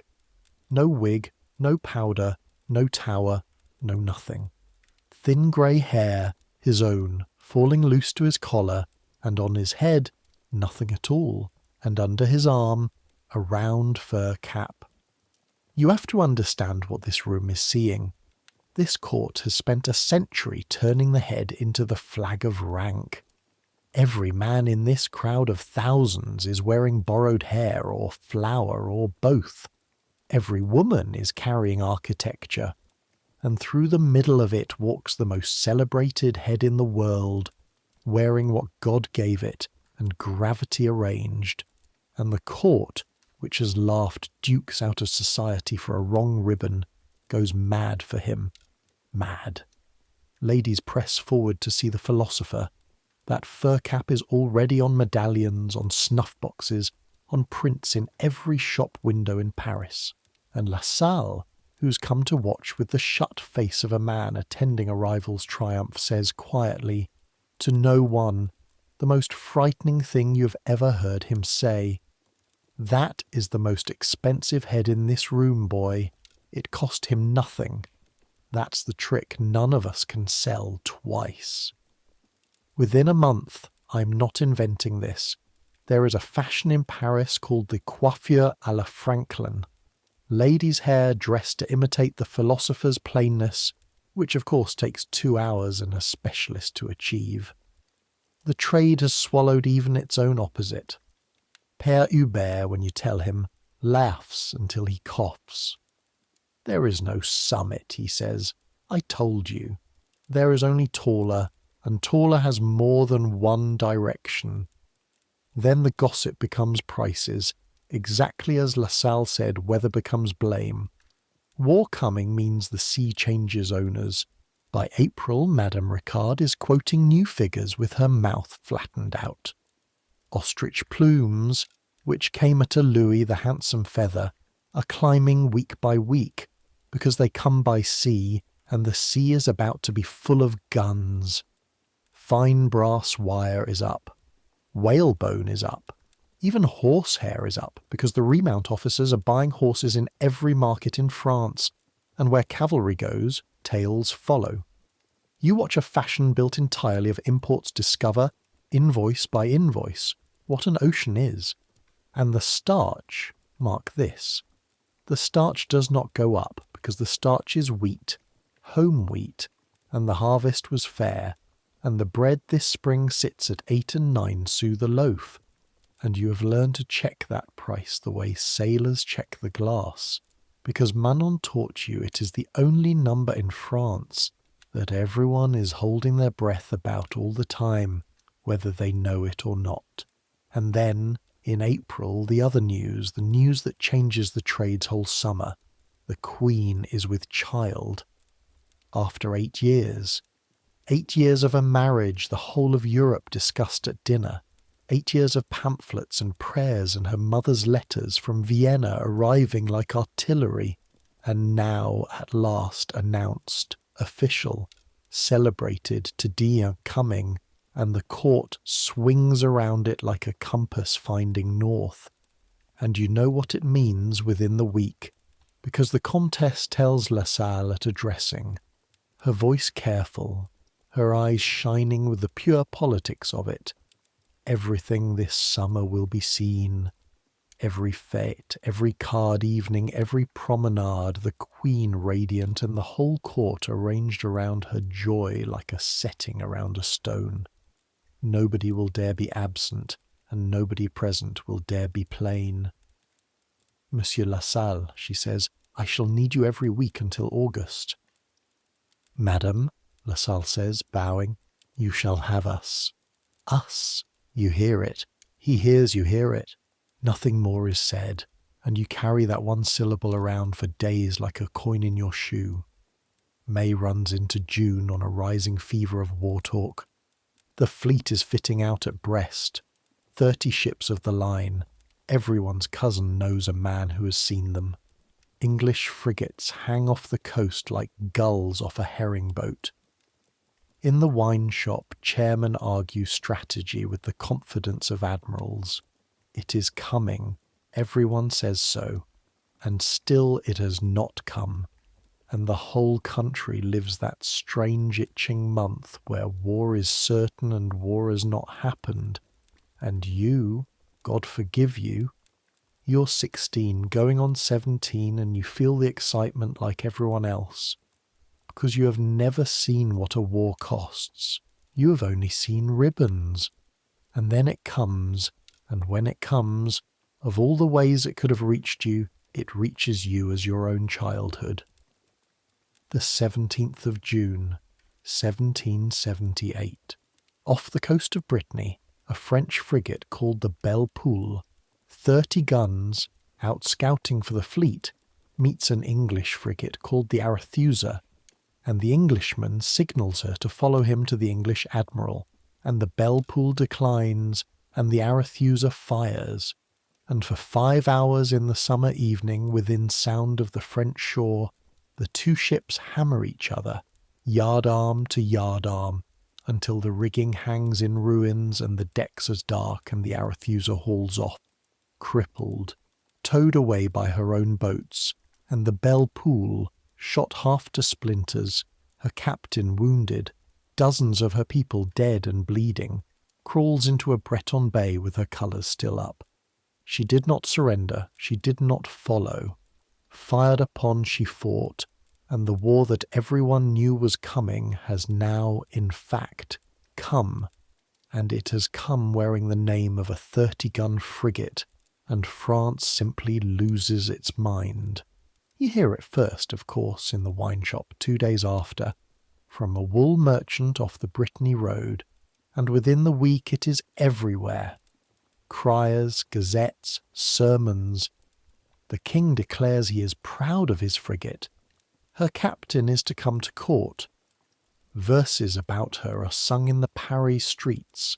The belle poule, the beautiful hen. The whole country says her name like a sweetheart's. And you stand in the workshop doorway hearing the name, and what rises in you, unbidden, is en fleur. The smell of tar and oakum on the rope walk. Your father walking backward, singing, laying up strands. Ships fitting out in the roads, and every man and boy on the quay able to name every sail and stay and brace on them from a mile off, because you grew up inside that knowledge the way other boys grow up inside Latin. You have not thought of ships in months. You're about to think of nothing else. Because 8 days after the news, at the end of June, a boy in Rose Burton's livery, actual livery, the Grand Mogul has livery now, comes down from Paris with a letter for every coiffeur of standing between the city and the palace, and Lassalle reads it standing in the middle of the shop, and reads it again, and then looks up over the paper at you with an expression that on any other man you would call fear, and on him you will settle for calling arithmetic. The Queen, the letter's gossip runs ahead of its business, has commanded of Leonard and Mademoiselle Bertin a coiffure in honour of the frigate. Not a ribbon, not an allegory, not a wisp of gauze called a sentiment. A ship. A model of the belle poule herself, masts, yards, sails, rigging, guns, complete, riding full and by on a rolling sea of powdered hair. It will be seen within the fortnight, and what the Queen wears within the fortnight, mesdames, you may order for the fortnight after. The pouf à la belle poule is coming, and every dressed head from Versailles to Vienna will want a navy of its own. And the letter is Mademoiselle Bertin's house, putting the trade on notice like an admiralty mobilizing a coast. Get ready. Silk gauze, sea green and white, is bespoken by the bolt. Turners and toymakers who yesterday carved teething rings are pricing 3-masted ships by the dozen. A model that cost 15 livres at Easter will cost 40 by the Feast of St. John. You will watch it happen, week by week, the way you watched the plumes climb. Lassalle folds the letter. The shop is dead quiet. Baptiste has stopped sweeping, and your master, who has spent 30 years 2 rungs below the men who set the fashions, contemplating 1 rung's worth of this avalanche of orders that is about to fall on every workshop in his book, says slowly, to the shelf of labelled hair, to his own scarred hands, I can build the head. Any fool this side of the river can build the head. He turns. He looks at you the way he looked at your hands the first morning. But who in this shop knows how a ship is rigged? And in the silence, with your heart going like the mouse against your palm, you take out of your coat pocket a little wooden boat, no longer than your thumb, carved by a 9-year-old in Honfleur, and you stand it on the counter between you, and you say, I do, monsieur. The next 3 weeks are the hardest and the best of your apprenticeship, and they smell of glue. Because the letter was right, within days of the Queen's ship being seen, and it is seen, gliding through the state apartments on the head of the most watched woman alive, full-rigged, sails set, riding a rolling swell of powdered hair, with a tiny tricolour of ribbons at her mizzen. Within days, the orders come down on the trade like the avalanche everyone braced for. Every woman of fashion in the two cities wants a navy. The Comtesse's note arrives the first morning, and it says simply that she will wear the ship at the July fête in honour of the Queen's happiness, and that she trusts Monsieur Lasalle entirely, which is court language for, it must be perfect, and if it is not, we have never met. Understand the problem as a rigger understands it, because that is what you are now.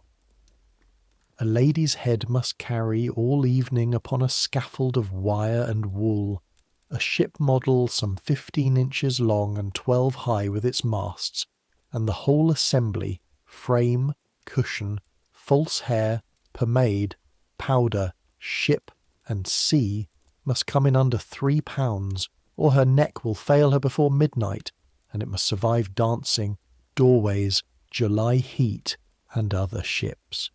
The toymakers' models are carved like toys, solid, 1.5 pounds of boxwood before you've stepped a mast. Beautiful and useless, like most things in this town, so you build her hollow. You and Lasalle and Baptiste, evenings by lamplight, after the day's heads are done. Lasalle shapes the hull in paper and paste over a carved mould, layer on layer, light as a wasp's nest when it dries, painted midnight and white with her gun ports picked out true. 28 and 2 chasers, because you count them off the Gazette's account, and Lasalle says if one dockyard pensioner at that fete counts them and finds us false, Madame is laughed at and we are dead. Baptiste, who has the smallest fingers, does the guns, rolled paper blackened with lamp soot, and you rig her. Masts of split cane, stepped and raked, yards slung and braced, and every stay and shroud and brace of her laid up from your father's waxed cord, unravelled to its finest strands and retwisted on a little wheel you build from a bobbin, because a rope is a rope at any scale. That's what nobody in this trade but you seems to know. A rope is a rope, and a sailmaker's knot holds at 1 inch as it holds at 100 feet. Dead eyes of pierced beads, ratlines knotted with a needle. You work with your tongue between your teeth, 16 hours some days, and your dreams that month are all ropes, and you wake with your fingers twitching through lashings on the blanket, and you have never, not once in your life, been so purely happy. The sea is the Comtesse's own hair, and 3 switches of bought brown, pomaded, rolled over wool, powdered white on the crests, and here Lasalle does the thing that makes him, whatever else he is, a master. He dusts the hollows of the waves with the faintest breath of blue-grey powder mixed by eye, so the sea has shadows, depth, weather. Madame Ricard grinds the colour for him and charges war prices and grins doing it. Plumes have tripled. Sea-green gauze cannot be had this side of Lyon for love. Everyone in the trade is eating meat this month. War, you write to your father, trying to make a joke of it, is good for hairdressing, and your father, who ropes ships for actual sailors, writes back 4 words you will keep in your coat until the paper wears through. Real ones sink, son, and the mass strikes, because this is your ship, and no ship of yours goes to sea without her hinge. You've had 5 months to perfect it since that freezing February morning, and it is no longer a sketch. The bell pulls mainmast and mizzen step onto a brass plate socketed into the frame's summit, and the plate rides on your hinge, and the catch is a sprung hook a maid's 2 fingers can find through gauze, and when it is released, the whole ship lays gently back and down, sails and all, into a padded cradle of wire hidden in the hair sea's after swell, and the Comtesse's overall height comes down by 9 inches for exactly as long as a doorway or a chandelier requires. Then up click, and she is a first-rate again. You demonstrate it to LaSalle on the workshop block, folding and raising, and he watches 4 times without one word, and then works the catch himself with those pale, precise fingers, fold, raise, click, and says finally quietly, 30 years I have watched ladies kneel on carriage floors, kneel in a kingdom of engineers. He sets the ship upright and squares it. It goes on her head Thursday, and listen to me, Nicholas. He never uses your name. At the fete, you stand at the service door with the basket, and your eyes never leave that lustre line. Never. A room full of warships and 60 open flames. He rubs his face like a man tallying odds. This fashion is going to burn somebody before Michaelmas. It will not be ours. Thursday comes, the day of the fete, and the dressing takes 5 hours. 5. You're in the little attic room from 1 o'clock, all 4 of you. LaSalle, you, Baptiste with the bellows, Manon with wine and linen and the iron patience of a gun crew. The Comtesse sits on the low stool in her powdering gown like a keel laid down at 1 o'clock, and launched at 6. Frame pinned and lashed, double padded at the number 4 wire. You check the raw place behind her left ear. Healed these 3 months because you pad it first now. Always, without being told. Cushions seated. Her own hair drawn up over it strand by pomaded strand, the switches worked in. The sea rolled and shadowed.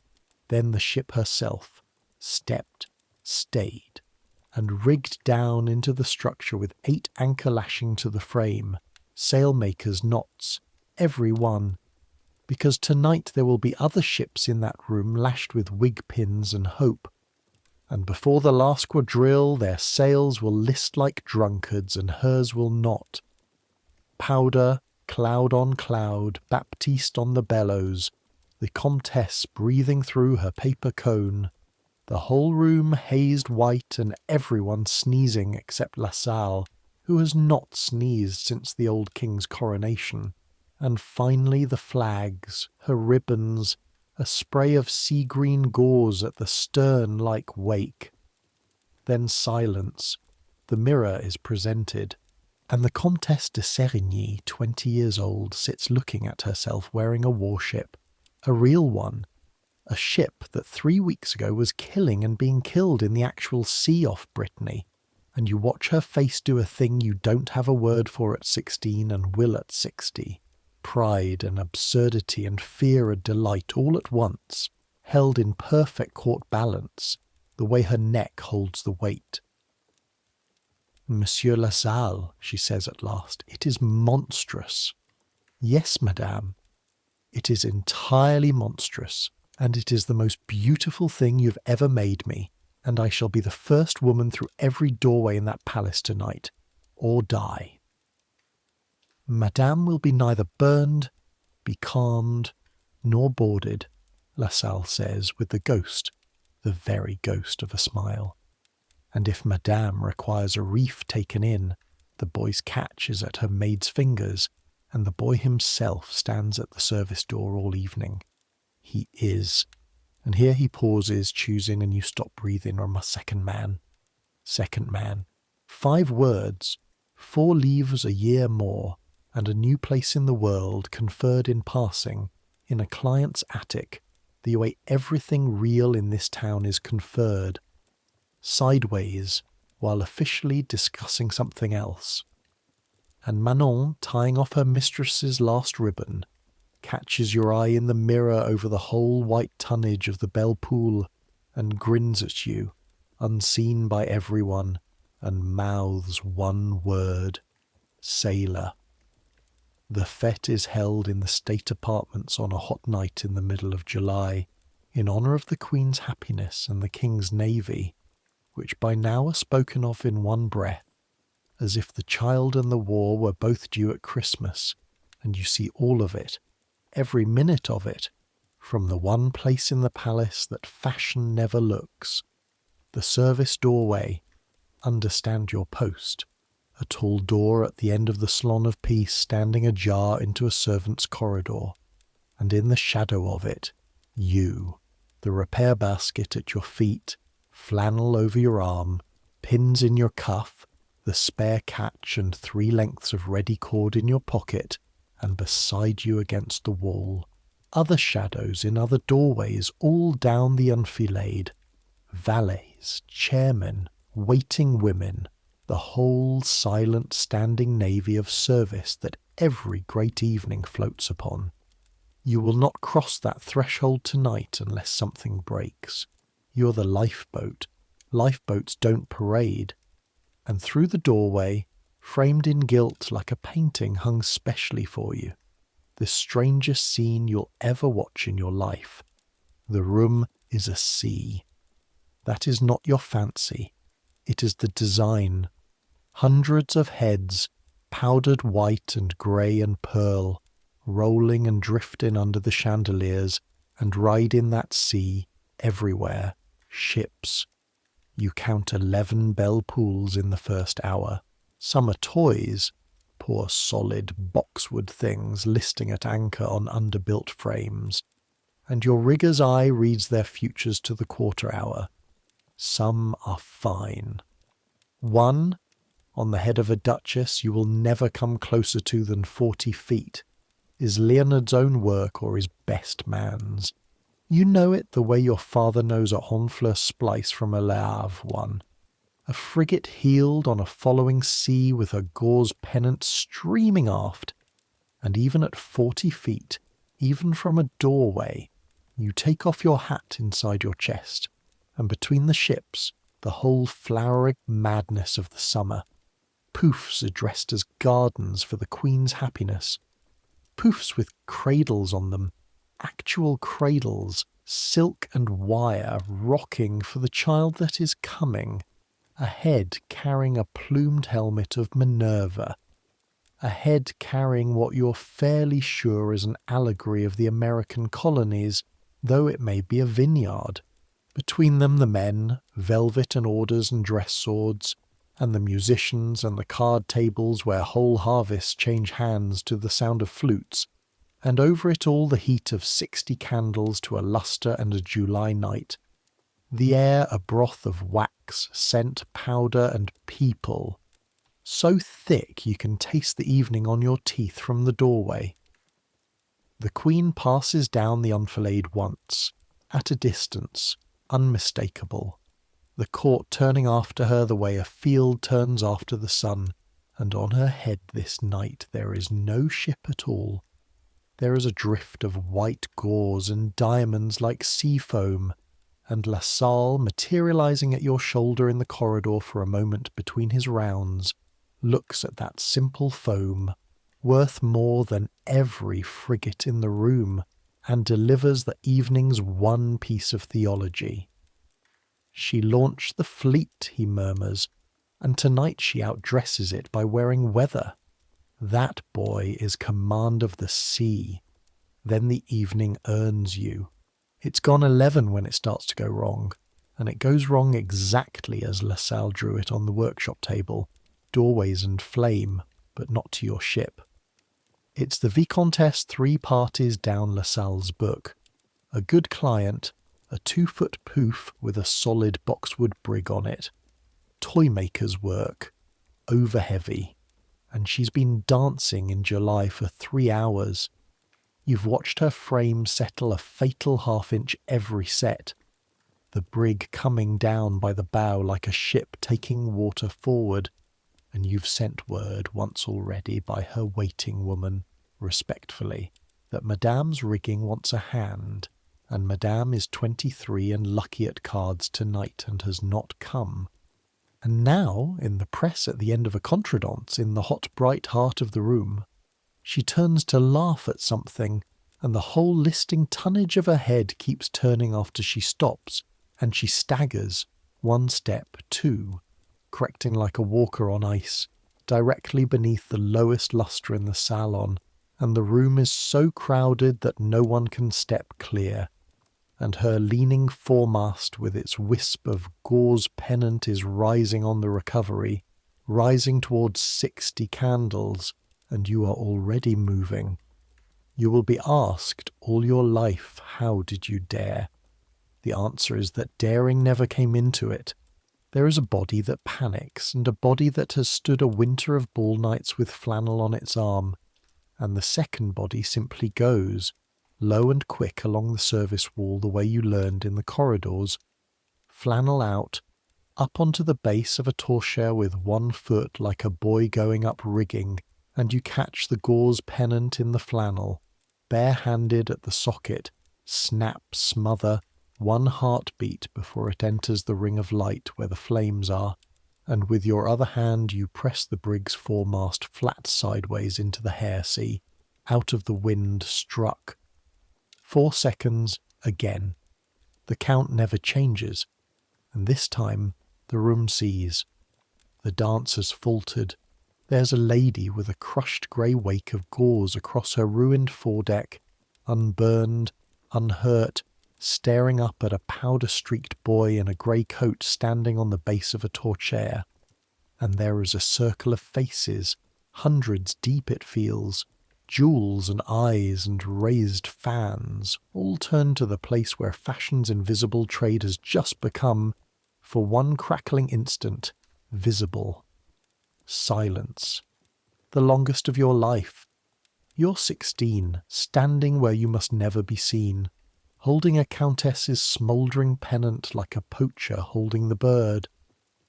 And then, somewhere to your left, a woman's voice carrying dry as good champagne, a voice you know, the Comtesse de Sérigny, her own belle poule riding trim and high, above a face that is entirely, magnificently calm. "Well," she says to the room at large, "the English fired first there too," the room roars. It breaks over you like surf, the laughter of 300 people releasing an evening's heat, and under its cover the machinery of service closes around the moment and disappears it. The Vicomtesse is swept away by aunts toward wine and repair. A footman takes the dead pennant from your hand like a partner in a figure, and you're off the torchère and back through your doorway before the musicians find the beat, which they do, because that is their doorway, and the sea closes, and the fête sails on as if you had never existed. Which is, you understand at last, standing in the dark with your heart slamming, and your palms smelling of singed gauze, and your whole body ringing like a struck bell.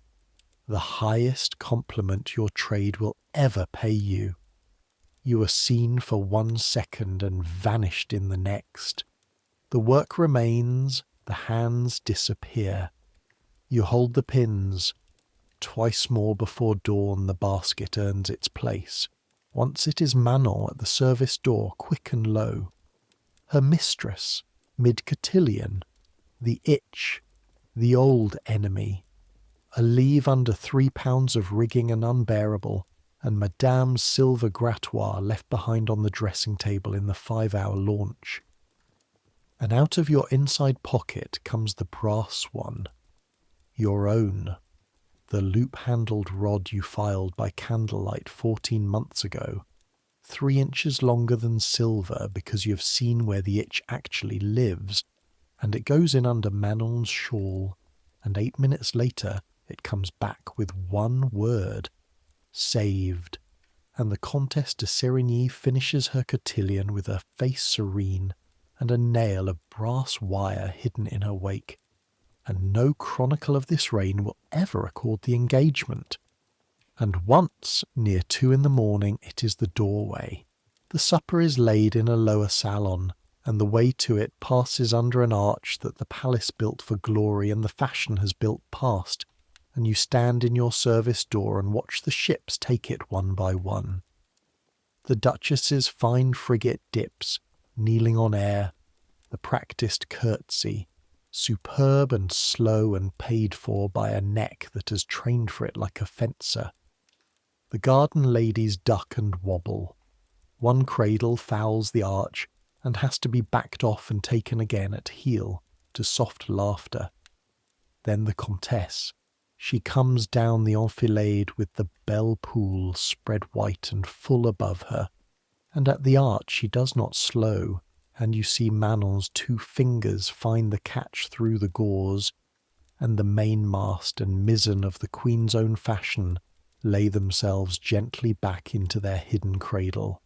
Sails and all, a first-rate strike in her topmasts as she enters harbour, 9 inches in 1 silken second, and she passes under the stone at an even, unhurried, triumphant walk, head level, wine-glass steady, and beyond the arch the ship rises again, click, and spreads her white wings, and this time the laughter that runs down the enfilade is not soft, it is delight, open delight, and somewhere a man's voice says distinctly, "Again."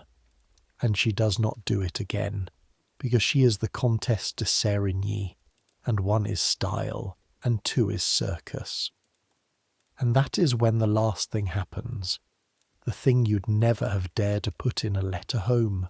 A man detaches from the crowd beyond the arch, where he has been standing exactly where you would stand if you were he, at the edge, in the sight line, watching the fleet the way an admiral watches from the quay. You know him a full second before your mind consents to it, the way you'd know a Honfleur splice in a foreign port, the counter at the Grand Mogul, the tray of blues, no, yes, that one. He does not approach the Comtesse. He approaches the arch itself and looks up at it, and then turns and looks down the service line, along the shadowed doorways, reading them left to right like a page, until he finds the grey coat and the powder-streaked sleeves and the repair basket, and Monsieur Léonard, coiffeur to the Queen of France, crosses 20 feet of parquet to a servant's doorway, and the shadows on either side of you go absolutely still. "The mast," he says. No greeting. Trade to trade. It struck and stood again. I have seen every head in Europe, and I have not seen that. The black quick eyes go over you. The coat, the cuff of pins, the flannel, the scar-striped palm, and land where they were always going to land. Your work, the catch? Yes, monsieur. On a hinge, monsieur. Ships strike their topmasts. I grew up where they do it. A silence. 1 heartbeat. 2. While the most famous hairdresser in the world looks at a ropemaker's son, and behind his eyes you can see the thing that made him. Not vanity, whatever the pamphlets say, but appetite. The pure craftsman's greed for a solution he does not yet own. Whose boy are you? Monsieur Lassalle's, of the Rue de la Paroisse, his second man. Lassalle. He files it. You can watch it being filed. Tell your master the Queen's service has long arms and mine are longer. And then, already turning, already 3 steps back toward the light, he stops and says over his shoulder the sentence your whole trade will quote at you for years, the sentence that is as close to a knighthood as the back stairs ever come. Mind your loops, sailor, they bruise. He remembered. 14 months, 1 glance across a Paris counter, and he remembered.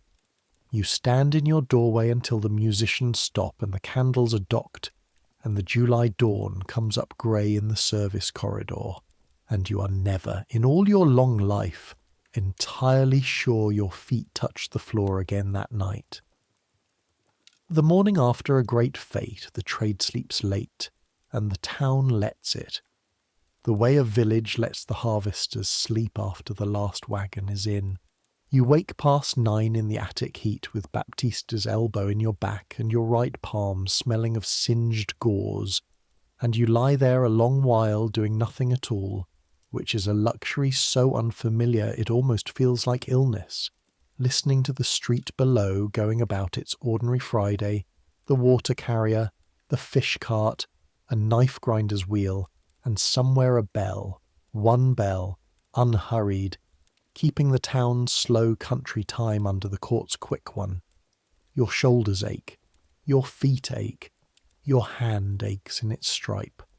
And running underneath all the aches, like a keel under a hull, is the sentence, "Mind your loops, sailor," and you fall back asleep smiling and don't dream at all. The days after run slow and golden, the way days do when a season has spent itself and knows it. The Comtesse sends for the workshop on the Monday, but not for a dressing. The bell pool is to come down, 11 days aloft being enough for immortality, and taking down a masterpiece is a rite the trade performs the way sailors pay off a ship. It takes 2 hours. You unstep her yourself, your 8 anchor lashings coming free in order, each knot surrendering with that small clean grit. The frame lifted away, the sea combed slowly out, powder fogging gold in the afternoon light through the little attic window, and the Comtesse's own chestnut hair, what the year has left of it, falling down her back thin and creased and human. Manon washes her mistress's hair that evening, actually washes it.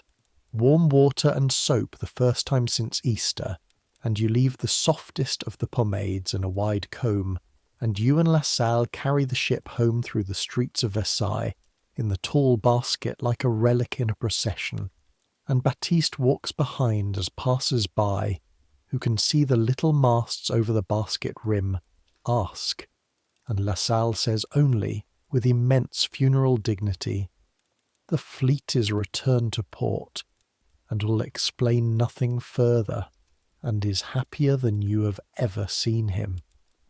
The ship herself goes on the workshop shelf, between the labelled hair and the pin boxes, stern onto the room, her ribbons faded exactly 1 fate's worth. She will stand there for years.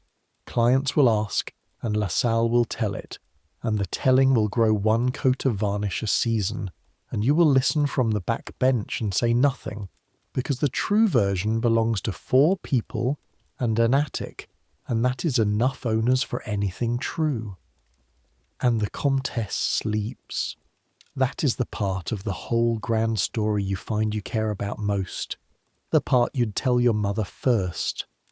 With the tower down and the season won, she sleeps flat, on a pillow like the living. Her scalp healing in the dark, and the padded neck rest stands retired in the corner of her little room, with the linen cover Manon hemmed, washed and folded over it. And one afternoon in August she says to LaSalle, in the passing court voice that means a thing is being said, "Tell me, monsieur, your second man, when his time is served, what becomes of him?" "Madame," LaSalle says, "that will depend on the fashion."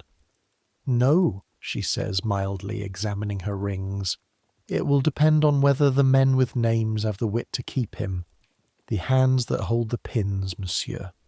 1 year in this place has taught me more about that than I ever wished to know." She looks up, and for a moment the court face is entirely gone, and what is left is a woman of 20 who has spent a year of nights on a wooden trestle. We're all wearing the ship, you know, all of us. Some of us merely carry it on our heads where it shows. You're refilling the powder bladder at the window, invisible as required. You stop breathing until the conversation moves on. Some sentences you know at once you will keep, the way you kept the wire. The war news comes all that high summer like weather off the sea. 2 days after the fete they cry it in the Place d'Armes. The fleets have met at last off Ushant. 30 ships of the line aside. 5 hours of thunder. Both admirals claiming the honours and both fleets still afloat. And Versailles illuminates for a victory that the wine shop, hosting 3 actual Breton seamen that week, judges to have been mostly weather and smoke. The trade, of course, answers with a coiffure. You help build 2 poufs à la Dorvilliers before August is out.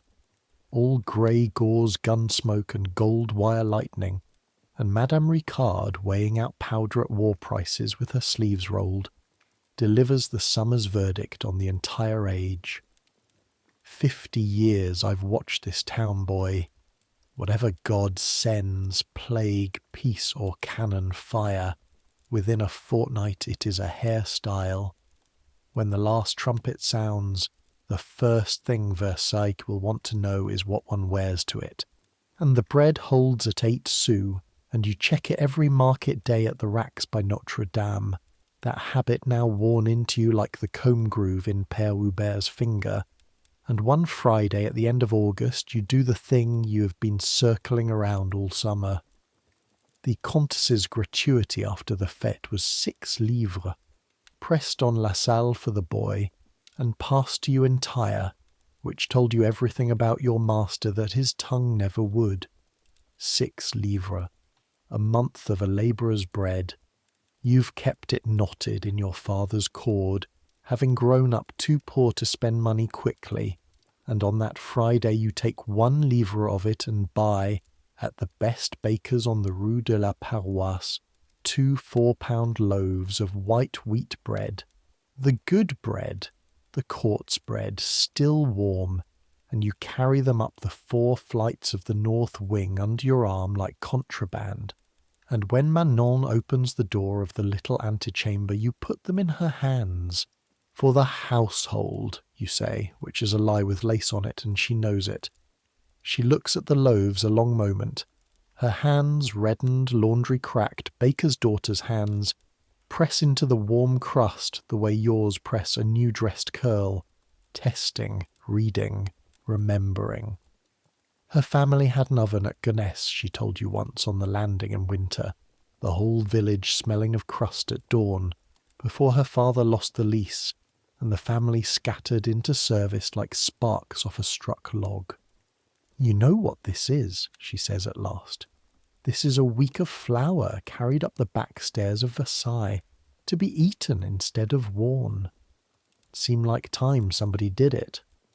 And Manon, who reports the sleep of countesses like battle news and has never once in 2 years wasted a word on you, laughs, actually laughs the first time you've heard it, quick and low like water, finding a gap, and says, "Sit down then, sailor, I'll make coffee, we're eating the fashion while it's hot."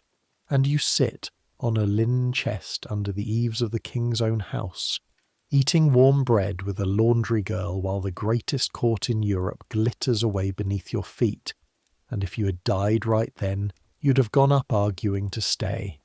September comes in, slow and blue. The heat breaks. The swallows leave the stable roofs. The court begins to murmur about the autumn remove, and the town begins its long exhale. And one evening in the middle of the month, Père Hubert appears at the workshop door at closing time, ancient black coat brushed, and says to La Salle, not to you, in the manner of one master borrowing a tool from another, "I'll want your second man an hour before sunset Sunday. He's earned a view." Which is how, on the last golden Sunday of the summer of 1778, you come to climb through a hatch in the roof of the Palace of Versailles. He has the right, or something older than the right. 50 years of the trade, a nephew among the fountain keepers, a lifetime of knowing which doors in this building were never once locked, because no one important ever learned they existed. You go up through the attics of the north wing, past the roosts of pages and the trunks of dead courtiers' furniture wearing dust like powder, up a ladder stair, through a hatch, and out onto the leads, and the world opens like a book. You have never been higher than a church loft in your life. You stand now on the roof of the largest palace on earth, lead warm underfoot from the day's sun, chimney stacks around you like a stone forest. The gilt trim of the roofline burning in the late light and arm's reach away, and below you, laid out flat and silent as a map, everything. The gardens first, falling away to the west in terraces of green and gold, the parterres drawn precise as embroidery, the fountains, the long cool spill of the Grand Canal running a mile and more into the haze, with the sunset coming down its whole length toward you like poured metal. Then the park, then the woods, going blue with evening. Turn, and there is the town, your town, smoke rising from 1,000 suppers. The 3 great avenues spread from the Place d'Armes like a goose's foot, aimed at Paris, at Sceaux, at Saint-Cloud, and on the Paris road, small as a beetle, a coach crawling in the dust exactly where you crawled with a crated mirror in your arms 16 months ago, and under your feet, under the lead itself, faint as a heartbeat, the palace, the whole impossible hive of it, thousands of rooms, thousands of people, cooks and princes, ministers and mice, and somewhere down there, in an attic smaller than the king's smallest table, a padded wooden trestle and 2 warm loaves worth of memory. Père Hubert lets you look a long time. The old are good at that. Then he sits himself down on the base of a chimney stack with the care of a man storing porcelain, and delivers, to the sunset as much as to you, the last lesson of your apprenticeship. I first stood on this roof in 1728, he says, a boy your age, carrying wigs for a man who dressed the regent's people, and I thought what you're thinking, that it can't ever end, a thing this size, stone and gold and half the money in the world. And it doesn't end, boy. It just changes hands. He nods down at the gardens going rose and grey. The men who planted these avenues are dust. The king who cut that canal, dust.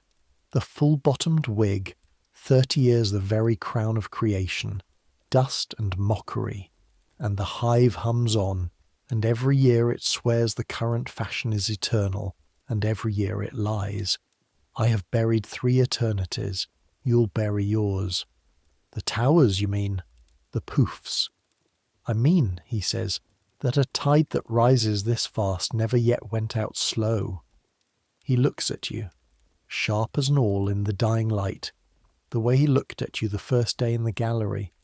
I'll tell you what 50 years of heads have taught me, and you may have it free, which is more than Léonard's advice will ever cost. Fashion is the only sea where the wave doesn't know its water. But you know, boy, you've known since Honfleur. So, when this wave breaks, and it will break, you'll grieve for about a week, and then you'll do what your people have always done. He shrugs, a small dry rustle inside the antique coat. Rig for the next weather. The sun goes down the whole length of the Grand Canal while he talks. Gold, then rose, then ash, and the first lights come out in the town below, 1 window, then 10, then hundreds, and the palace under your feet begins to glitter for its evening, and you stand between the 2 of them. The town that raised the food and the house that ate it, at the exact altitude where the fashion lived, and you understand, in the wordless way you understand a splice or a settle or a lean, that you will remember this hour when everything else is worn smooth.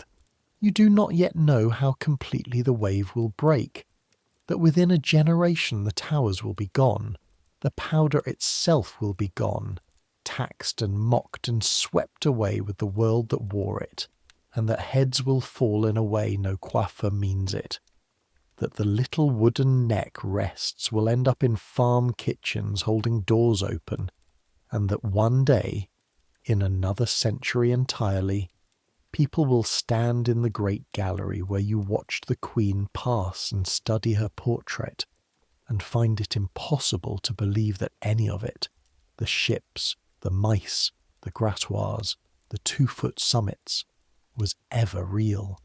It was real. You carried it up 4 flights of stairs. That is the one thing the portraits will never show, and it is the thing you were. But that is all far away, on the other side of the dark, and no part of it belongs to tonight. Tonight you climb down the ladder stair behind an old man who knows every draft in the building by name, and you walk home through the blue September streets, and the town smells of suppers and stables and the first cold, and La Salle's windows are lit, and this is where we can begin to let the year set you down. The last week of September the court goes again, the great river of wagons rolling south to Fontainebleau, and this year you stand in the Place d'Armes watching it leave and feel none of last year's abandonment. You know the rhythm now. The tide goes out. The tide comes in. The Countess waves, or does not wave, but looks once from her carriage window, from under a sensible travelling head not 2 hands high, riding on your hinge because she will not now wear any frame without it, and the coach takes her south with her neck at ease, and Manon beside her with the linen and the trestle in the straw. And on the last evening of the month, with the shops swept and the shutters up and Baptiste sent yawning to bed, La Salle does the thing that ends this year the way a bell ends a day. He sets 2 glasses on the counter, which has happened before, and fills them with the good brandy, which has not. Then he lays on the counter between you, on their flannel, his second irons. Not the everyday pair, the old fine pair, Paris made, the handles worn to the shape of a hand that is not yet your hand but will be. You know these irons. You have cleaned them 400 times. They belong to his own master. God rot him gently, and they are in the whole grammar of this trade the thing that cannot be bought, only handed on. I had a place once, he says, looking at the irons, not at you, in Paris. Second man to a name you'd know. I was 22 and fast as Leonard and twice as vain, and one night a marquise's head caught at a ball that I had dressed. Not my candle, not my fault. The inquiry itself said so, and it made no difference at all because blame falls like powder, and I stood underneath. I lost the place in a week. The name never spoke for me. 20 years on the Rue de la Paroisse, boy, because I stood in the wrong doorway with the wrong flannel, 2 steps too far. He turns one iron a quarter turn, precise, aligning it with nothing. In January, at the financier's ball, when the little one's plume went up, do you know what I saw? I saw that you were already moving before I had seen the flame. 2 steps closer. All my life I have taught boys to be my hands.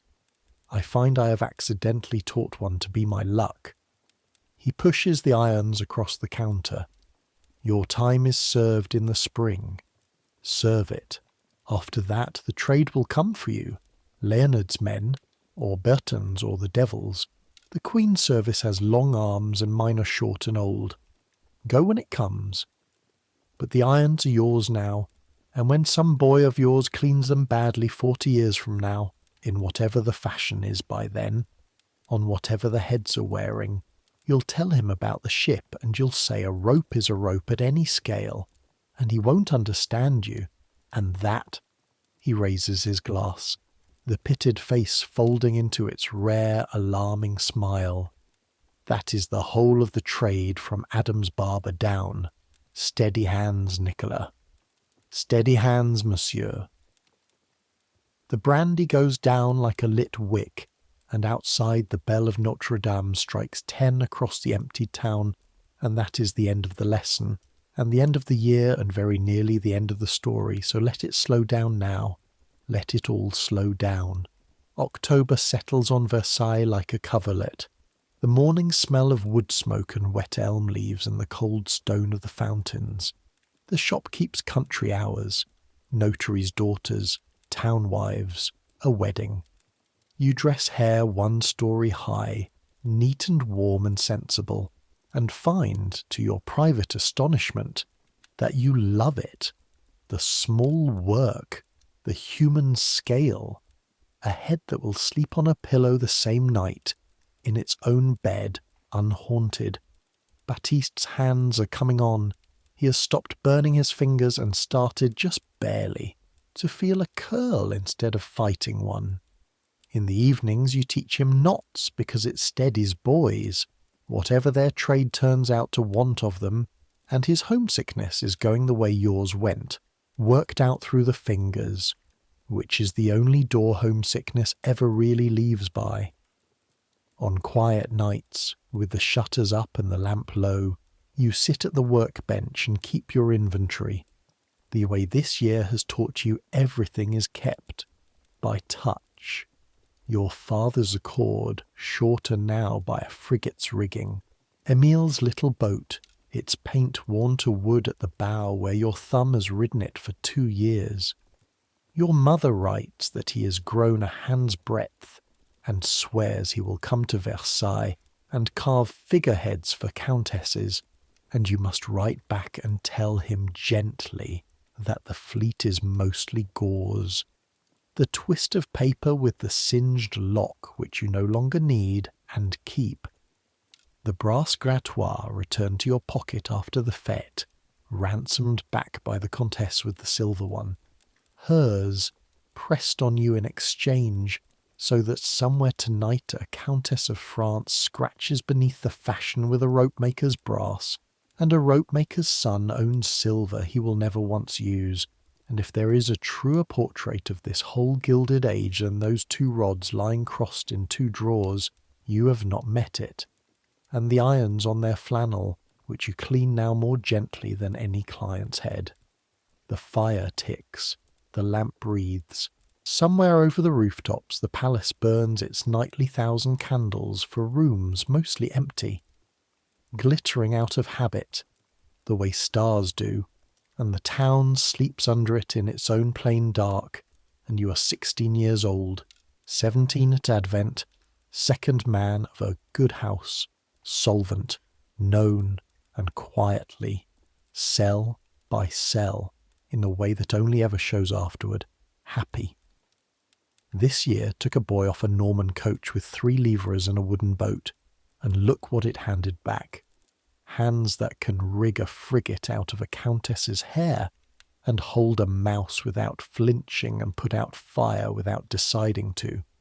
A master's irons, an old man's roof, a laundry girl's laugh, and warm bread eaten under the eaves of the king's own house, a sentence from the most famous hairdresser in the world, and a better one from a baker's daughter about flour, and the best one of all from a girl of 20 with a warship on her head, who understood before you did that everyone in that palace was carrying more weight than showed, and carried hers level through the doorway anyway, at an even, unhurried walk.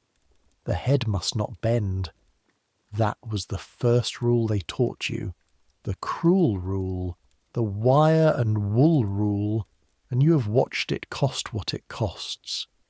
But somewhere in this year it turned in your hands the way tools do, and became the other thing, the thing the Comtesse meant, the thing your father meant, walking backward down the rope walk in the rain, carry the weight you're given, pad the wire where it cuts, yours and other people's, keep the head level, let them laugh, let them stare, let the doorways come. The doorways come for everyone. You'll know what to do. You built the hinge yourself. And now the lamp is low, and the last of the fire is settling into that deep rose that asks nothing of anyone. And it is time to go up the attic stairs one more time, shoes in hand so as not to wake Baptiste, and lie down under the slope of the roof where the pomade smell lives in the plaster, and let this whole strange, greasy, glittering, flower-dusted year finally set down its basket. You're warm enough under the blanket and the spare coat, with the boy's back a small furnace on the other side of the bed. You're fed enough, Madame Lassalle's soup and the memory of white bread. You're safe enough, 4 floors of a sleeping house between you and the street, in a town where the worst thing abroad tonight is fashion. Warm enough, fed enough, safe enough.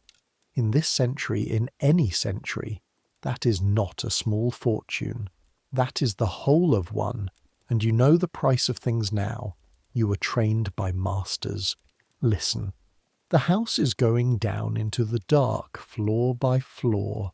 The bell of Notre Dame, one stroke, unhurried. The town's slow country time. A cart somewhere, fading. The little tick of the cooling stovepipe, like a comb laid down. Baptiste's breathing, slow already, gone already. The wind off the gardens, combing the elms of the three great avenues softly, softly, taking the powder of the day off the world. Tomorrow there will be water to haul and irons to warm, and a notary's daughter at 9. Tomorrow there will be pins to count and fat to render, and Baptiste's knots to check. Tomorrow in the spring, in the years, there will be Paris maybe, and names and newer stranger fashions climbing toward their own doorways. But that's tomorrow. That's all tomorrow. Right now there is only the bed, and the dark, and the deep laid-down ache of hands that earn their sleep. Let them uncurl now, those hands, finger by finger, on the blanket. They've held pins enough for 1 year. Nothing needs holding tonight. Centuries will pass. The town you know will change beyond recognition. The court will scatter. The powder will vanish from the world. The great avenues will fill with machines no rope maker could rig. The palace will go silent and become a place people visit the way you visited the gallery on Sundays in their best staring up. The towers of hair will shrink to pictures in books, and the pictures will look like jokes, and no one will believe that living women carried ships through doorways, or that living boys stood in the shadows all night with flannel on their arms to catch the falling fire. But people will still dress for one another, still build and carry and ache and laugh at what they carry and carry it anyway, still hand on the irons and teach the knots and put warm bread into reddened hands. Some things don't change, the weight doesn't change, and neither does the carrying, and neither does the rest that comes after. The rest you're owed when the pins are counted and the lamp is out. So let it come. Let sleep take you the way the tide takes a boat off the mud at Honfleur, patiently, without hurry, lifting evenly under every plank at once. Let the palace fade, room by golden room. Let the last candles gutter in their sockets, high in the chandeliers, where no one is dancing now. Let the ships strike their masts, all of them, every proud white sail folding gently down into the dark. Harbour reached, voyage over, rigging slack. Let the bells go quiet over the town, and the fountains sleep in their stone, and the long canal lie flat and silver under the moon with nothing to carry at all. Let your thoughts slow and soften, and finally stop. You've earned this rest. All year you've earned it. 4 flights at a time. Take it. And dream of whatever dreams may come. Good night.